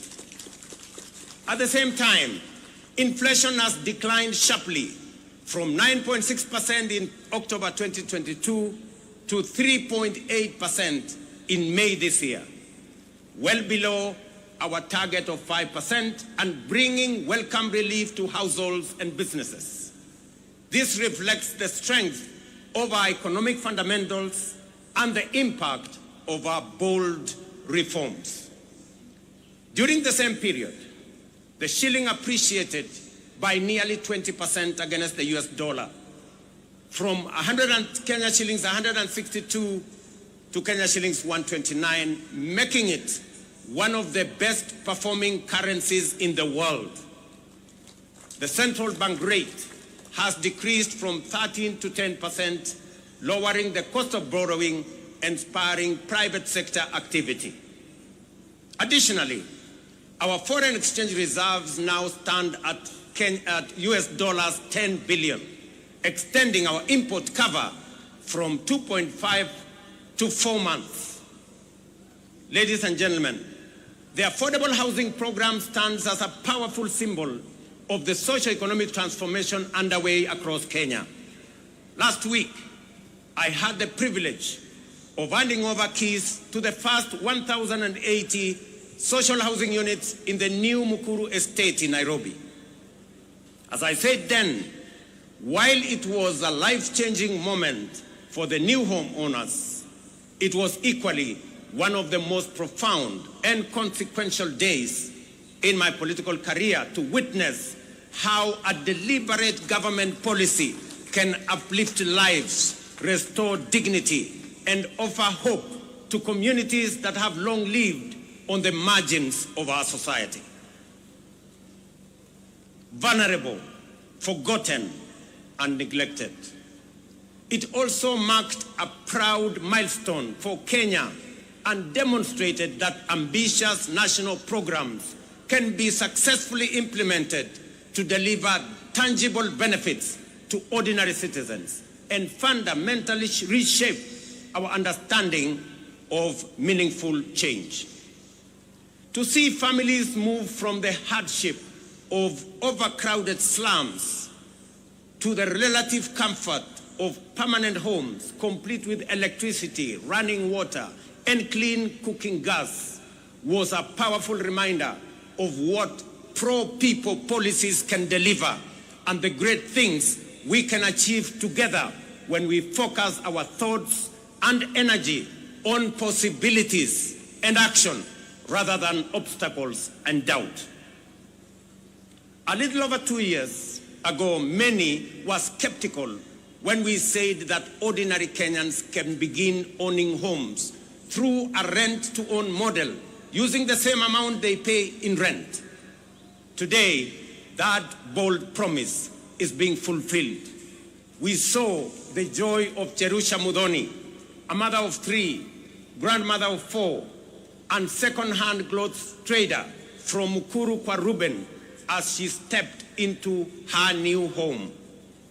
Here in Homa Bay County, the county of limitless opportunities, just 2 days ago, I had the pleasure of handing over keys to the first occupants of 110 affordable housing units at Boma Yangu Housing Estate right here in Homa Bay. Among the new proud homeowners, some of whom are with us here today, were Kennedy Otieno Odede, a border writer, Helen Atieno Osala, a mama samaki at the new modern fish market here in Homa Bay, Geoffrey Othiambo Nyasuda, a Jua Kali fabricator, and Vincent Ocheng Onyango, a security guard. The journeys of new homeowners like Cherusha Mudhoni in Mukuru, Kennedy Odede here in Homa Bay, and thousands of others across the country, from the dehumanizing squalor of informal settlements to the security and pride of permanent homes, stand as a powerful testament to the transformative promise of bottom-up empowerment.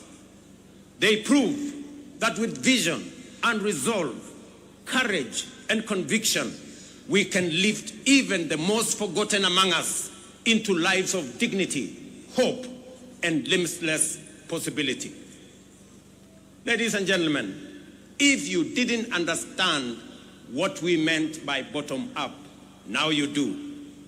If you didn't believe, now you believe. And if you thought it was a fantasy, as contributors to the housing levy, you are now witnessing and making history that will be remembered for generations to come in the history of Kenya. We are firmly on course to delivering 150,000 housing units under the Affordable Housing Program, which have been under construction since September 2022, with 11,000 units already available for occupation. Very soon, I shall be handing over keys to new homeowners in Bahati in Nakuru, in Elbakon in Nakuru, in Mabera in Kuria West, in Mgwen in Nandi, in Milimani in Kakamega, and also in Vihiga counties, Nanyuki, and many others across the country. The bottom-up transformation is reaching every corner of Kenya, leaving no one behind. Beyond providing dignified shelter, this transformative program is driving job creation, having already generated over 250,000 jobs. It is nothing short of a nation-building revolution, uplifting lives, growing businesses, and redefining the future of work and urban living in Kenya. Fellow Kenyans, in recognition and appreciation of the sacrifice made by patriotic Kenyans through their contributions to the housing levy, I am pleased to announce today that we shall be proposing to Parliament a reform to the law that will allow any contributor to access an affordable home loan of up to 5 million shillings at a single-digit interest rate, applicable towards any housing unit in the market. This facility will also enable contributors to offset existing mortgages, offering greater flexibility in their housing journey and allowing many to significantly ease their home financing costs. These reforms will ensure that every shilling contributed to the housing levy works for the contributor, whether through access to affordable housing, home loans, or mortgage relief. Ladies and gentlemen, word is beginning to get out throughout the nation that SHA is working, by which citizens mean that the transition challenges and teething problems are now behind us, and universal health coverage is now serving Kenyans and leaving no one behind. Since the rollout of Taifa Care in October 2024, 23 million Kenyans have so far registered with the Social Health Authority, a resounding vote of confidence in our reformed healthcare model. We are now recording an average of 50,000 new registrations every day, a clear testament to the fact that Kenyans have embraced a system designed to guarantee access to quality, affordable, and dignified healthcare for all of us.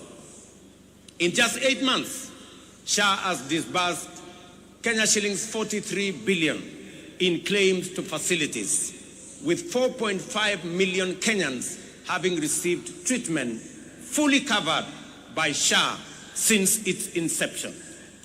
For the first time in Kenya's history, under SHA, citizens can access free emergency services in all facilities funded by the government through the Emergency Critical and Chronic Illness Fund.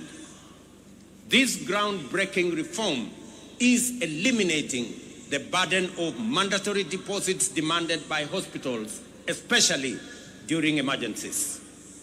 To sustain this momentum, the government has allocated sufficient resources to fully fund primary health care services. Every registered Kenyan can now access care in public and SHA-contracted facilities at no cost. Taifa Care is universal in both word and deed. These healthcare services deliver transformation goes beyond the magnitude of numbers or of new beneficiaries to real impact on citizens. SHA is settling payments promptly, ensuring that no Kenyan is turned away due to lack of funds. Additionally, to expand access to comprehensive inpatient care, the Social Health Authority is prioritizing the enrollment of all Kenyans with a particular focus on those in the informal sector, many of whom were previously excluded under the now defunct National Health Insurance Fund. Although informal households account for approximately 80% of the population, they have historically faced significant barriers to access health insurance. So far, 1.7 million informal sector households have successfully enrolled and paid for social health insurance, a record achievement representing the highest number of informal sector enrollment in a single year in the history of Kenya. To address persistent challenges such as irregular premiums and other contributions among informal sector workers, we are introducing an innovative and inclusive payment solution called Lipa Sha Pole Pole or Lipa Sha Mos Mos. This initiative enables Kenyans to remit their annual SHA contributions through flexible, manageable installments, whether monthly, weekly, or even daily, based on their financial ability. It ensures families maintain continuous health coverage without financial strain, while simultaneously promoting the sustainability of the health insurance fund.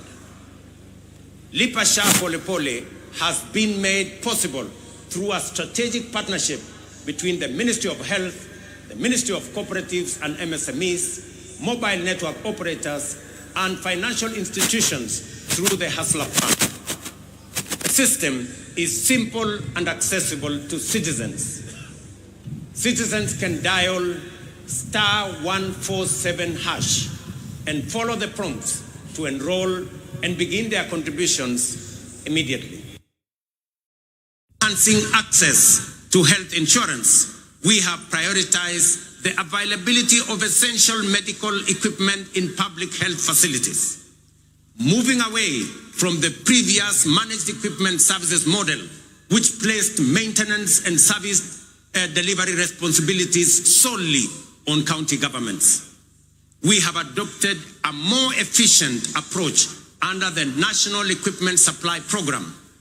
Under this new model, the national government, working in collaboration with county governments, engages directly with equipment manufacturers and suppliers to deploy critical medical equipment based on county-specific needs. Payments are made on a fee-for-service basis aligned with the gazetted SHA tariffs. This output-based financing mechanism ensures that facilities are reimbursed only for actual services rendered, thereby enhancing accountability and guaranteeing the availability, functionality, and quality of medical services across public health institutions in our republic. I urge every Kenyan to take charge of their health by enrolling with the Social Health Authority so that together we can end the heartbreaking cycle where families are forced to auction their livestock, sell their land, or part with their life's possessions just to afford medical care. No Kenyan should choose between life-saving treatment and their dignity. Let us unite to build a healthcare system rooted in dignity, equality, and compassion, a system where access to care is a right, not a privilege for a few. Ladies and gentlemen, you will agree with me, fellow Kenyans, that the remarkable progress we are making in both affordable housing and Taifa Care has been made possible by the solidarity, trust, and commitment with which Kenyans have participated in and contributed to the realization of radical positive change on an unprecedented scale. The evidence before us of real progress with real impact on people's lives should encourage and inspire us to do even more together with greater confidence and to turn Kenya into the country we all aspire to belong. I extend my deepest gratitude to millions whose housing levy contributions are restoring dignity to fellow citizens who may never have had a dream of owning a decent home. I also thank all who support SHA and are helping us turn our vision of universal health coverage into a lived reality for millions across our country. Ladies and gentlemen, through strategic investments in agriculture, we are accelerating both growth and resilience in the sector. Fertilizer subsidies have boosted food production by 50%, while reforms in the coffee and sugar sectors have revived local industries, enhanced farmers' incomes, created jobs, and reinvigorated rural economies. Today, milk farmers are earning an average of 50 shillings per litre, up from 35 shillings 2 years ago. Coffee farmers are now earning up to 150 shillings per kilo, a remarkable increase from an average of 65 2 years ago. Tea earnings rose from Kenya shillings 138 billion in 2022 to 215 billion in 2024. Sugar production surged from 490,000 metric tons in 2023 to 815,000 metric tons in 2024, enabling us to reduce sugar imports by 70%, while increasing farmers' earnings from 50 billion to 90 billion. We have intervened with consistency and focus to ensure sugarcane growers receive fair returns for their deliveries and that they get paid in full and on time. To anchor these gains sustainably, we must recognize that increasing the efficiency of milling plants is central to farmers' interest. Efficient mills are more profitable and offer farmers optimal returns. Conversely, outdated mills, some of which run on plants that are over 50 years old, recover only 1 ton of sugar from nearly 20 tons of cane, shortchanging our growers and robbing them of their sweat. In this connection, The recent competitive leasing of 4 state-owned factories, Nzoia, Chemelil, Sony, and Moroni, is another strategic step to inject efficiency, restore profitability, and safeguard farmers' livelihoods. Our goal is to modernize the mills, ensure prompt payment to farmers, workers' salaries and wages, and transform these once struggling factories into productive and sustainable enterprises. For years, these factories were a financial burden on the exchequer, surviving only on repeated taxpayer-funded bailouts while failing to pay farmers and workers. The government of Kenya has acknowledged its limitation in managing these mills. Let it be clearly understood that neither the factories nor their assets, including land, have been sold. They remain public property, leased under strict terms to private sector players to deliver shared value and revive the industry for the benefit of farmers, workers, communities, the sector, and the nation. As we dedicate our efforts to nation building, we are also preparing Kenya to thrive in an increasingly competitive, complex future. This requires equipping our learners with the knowledge, skills, and mindset necessary to seize opportunities and contribute meaningfully to national development. Guided by bold recommendations from the Presidential Working Party on Education Reform, we are undertaking the most transformational shift of our education system in over 6 decades. We have successfully transitioned to a competence-based education system, moving away from rote learning towards a dynamic, skills-based approach aligned with the 21st century needs and our socio-economic goals. Our next priority is to ensure every school has infrastructure and equipment needed to support both learners and teachers. To support this transition,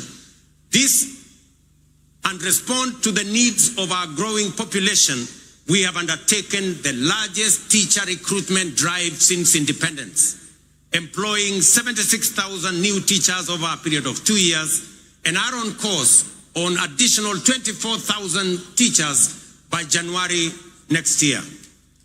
We also have built more than 23,000 additional classrooms, easing pressure on existing infrastructure and shielding teachers and learners from the burden of overcrowded classrooms. At the tertiary level, we have revolutionized education financing through a new student-centered funding model that ensures the sustainability of our TVETs and universities while expanding access for learners. Today, students from poor families get up to 90% of government scholarships, with parents paying only a nominal fee. In recognition of the transformative power of technical and vocational education and training, in tackling pressing socioeconomic challenges such as youth unemployment, skills gaps, and poverty, the government is aggressively scaling up investment in technical training. TVET colleges enrollment is set to grow 4-fold from 500,000 last year to 2 million by the end of this year, equipping a new generation with skills and knowledge needed to drive Kenya's industrialization, innovation, and economic competitiveness. Ladies and gentlemen, to further empower ordinary Kenyans and small businesses with affordable credit, the Hustler Fund has supported over 25 million borrowers, disbursed 70 billion, and mobilized 4.5 billion in savings. It has also introduced a revolutionary credit rating system that is transforming access to finance for millions who were previously excluded from the formal financial system. The Hustler Fund credit rating system is designed to offer fair and transparent assessment of creditworthiness.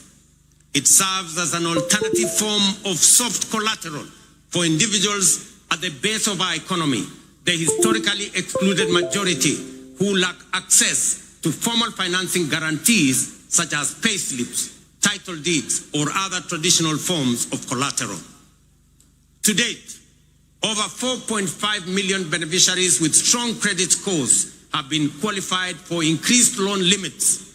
Notably, 400,000 of them are now eligible for loans of up to 150,000 without any other collateral except their credit score, bringing them into direct engagement with commercial banks.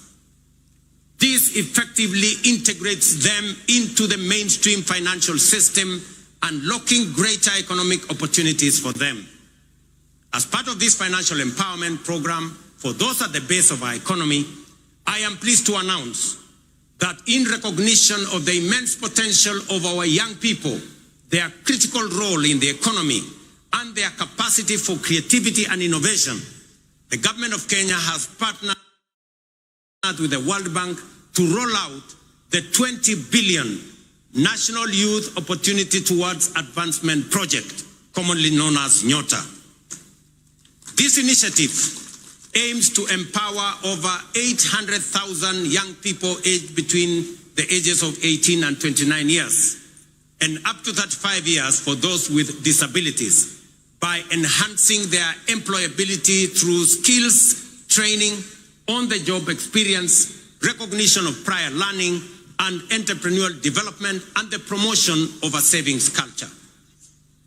The NYOTA project leverages the Hustler Fund platform and has already attracted over 1 million applicants for its business support component. This initiative targets at least 70 young people in every ward across Kenya, offering grant funding, business training, and market linkages. We have committed 5 billion Kenya shillings in grants to support 100,000 young people. Each will receive Kenya 50 shillings grant in seed capital to start their entrepreneurial journey by August this year. I am equally pleased to report to the nation that effective this week, we will commence the nationwide rollout of Climate Works, a bold and ambitious initiative aimed at engaging over 110,000 young people across the 47 counties in meaningful work that strengthens their nation's resilience, beginning with informal settlements. Launched last year in Nairobi, the program has recorded significant success and is now being expanded to the remaining 46 counties. Structured as a social protection program, Climate Works will engage youth to deliver vital public goods, including the construction of roads, the planting of trees, and the improvement of environmental sanitation within their localities. Through Climate Works, we are not just offering a paycheck for today. We are providing financial relief and a bridge to future opportunities, enabling young people to pursue their next steps, whether in launching a business, furthering their education, or stepping into long-term employment. So vijana wa Homa Bay, mujipange kuanzia next week. Ile ilikuwa inaitwa kazi mtaani, sasa itaanza Kenya mzima, na vijana 110,000 watapata nafasi ya kushiriki katika kazi hiyo. Ladies and gentlemen, the blue economy is a central pillar of the bottom-up economic transformation agenda with vast potential for job creation, food security, revenue generation, and rural development. Many nations have leveraged their marine resources for prosperity. It is time for Kenya to do the same. That is why this Madaraka, themed around the blue economy and maritime affairs, is being marked here in Homa Bay, the bay of endless opportunities.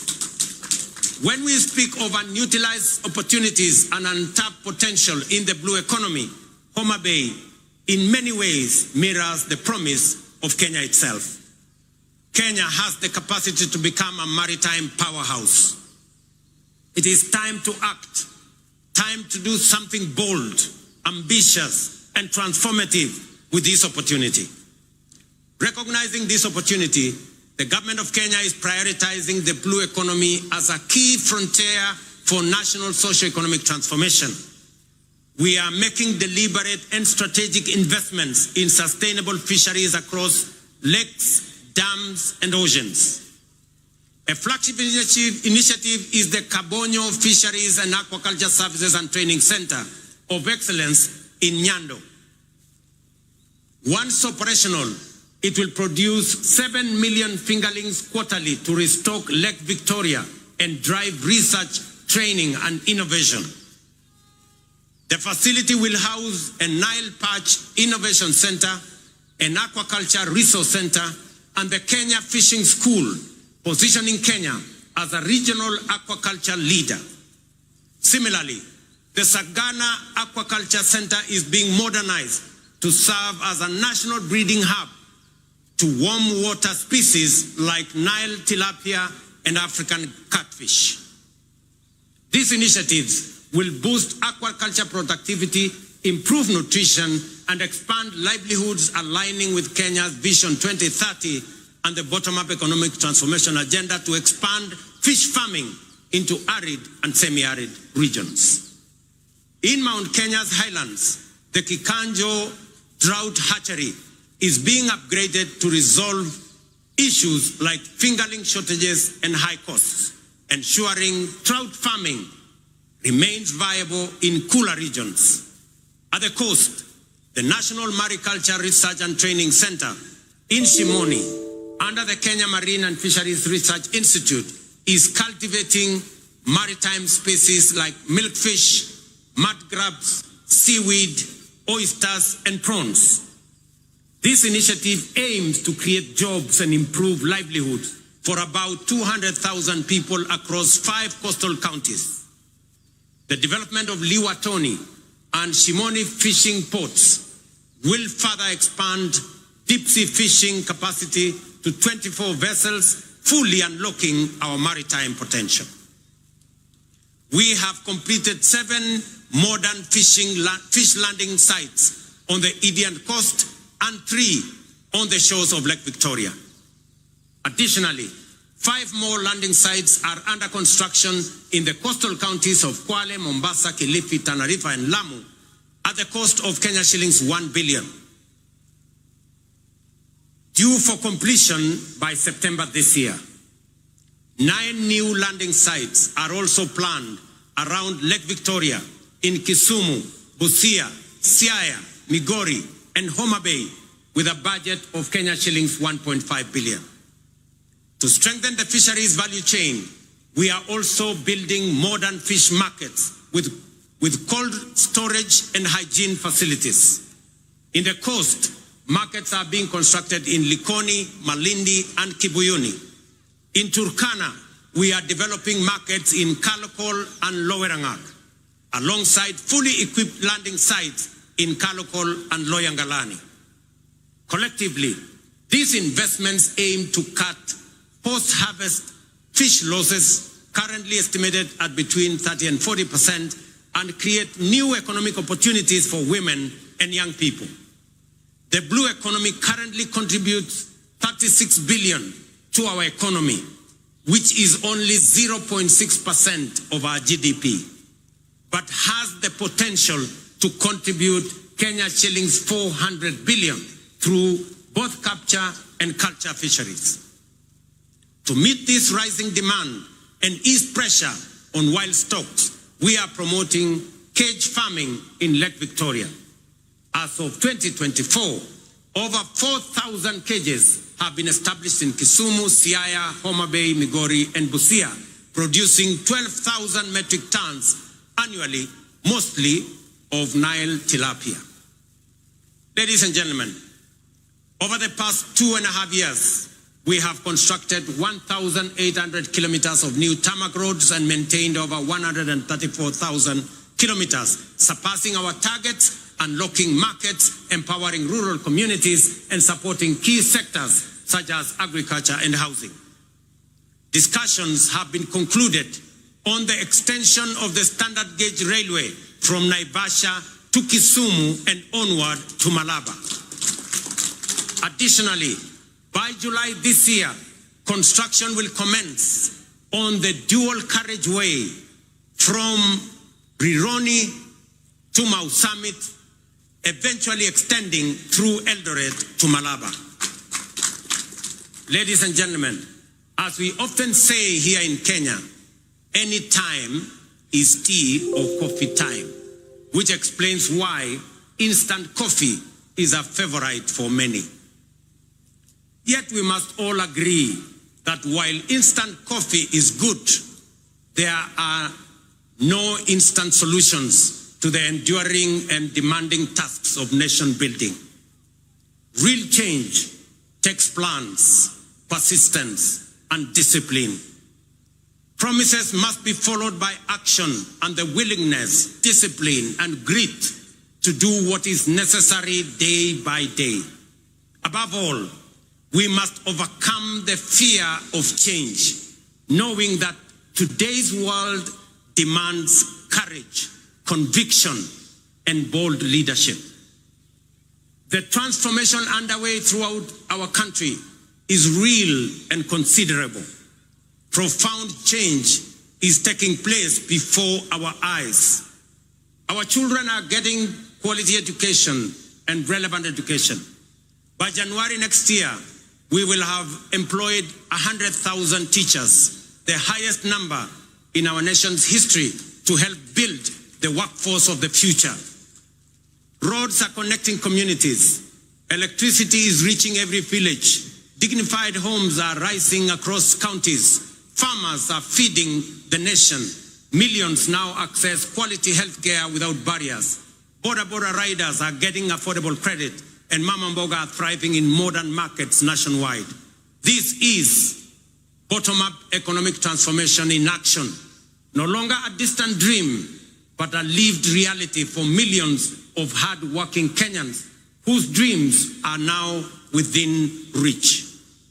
We must sustain this momentum to make up for lost time and create opportunities for millions still yearning for a chance.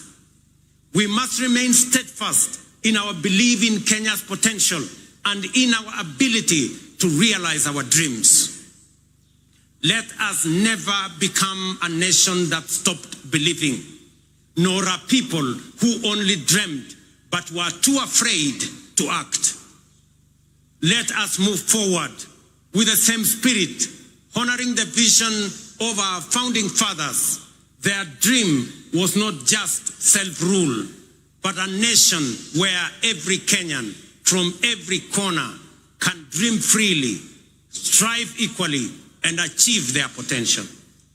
Today, we renew that promise to leave no one behind and build a Kenya where hope and opportunity are a right for all. Jameni, munikubalie nimalizie hapo nikiwaambia ndugu zangu wa Homa Bay, asanteni sana kwa kutukaribisha Homa Bay. Tunawaheshimu, tunawapenda, na mimi nataka niwahakikishie safari hii tutatembea kwa pamoja. Nataka nimshukuru ndugu yangu mkubwa Mheshimiwa Raila Odinga aka Baba kwa kuunganisha pamoja na mimi taifa letu la Kenya. Tuondoe siasa ya chuki na ukabila na mambo ya kisirani. Tuwaweke watu wa Kenya pamoja, kwa sababu umoja ni nguvu.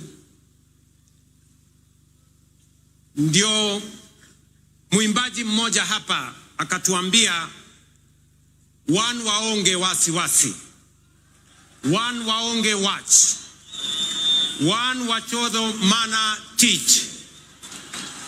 Alisema hakusema? Nirudie. One waonge wasiwasi, one waonge watch, one wachodho mana teach.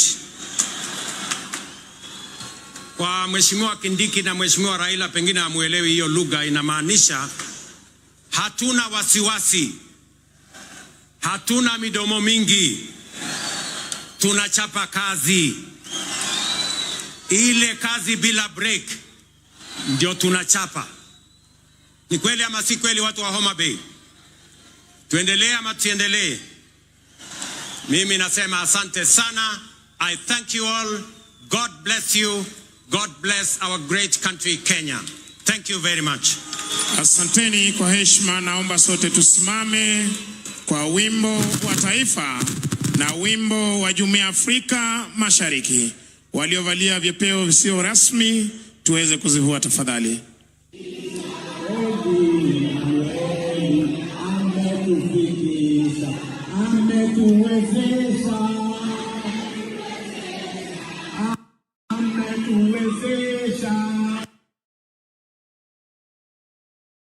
Taifa na wimbo wa Jumuiya ya Afrika Mashariki. Katika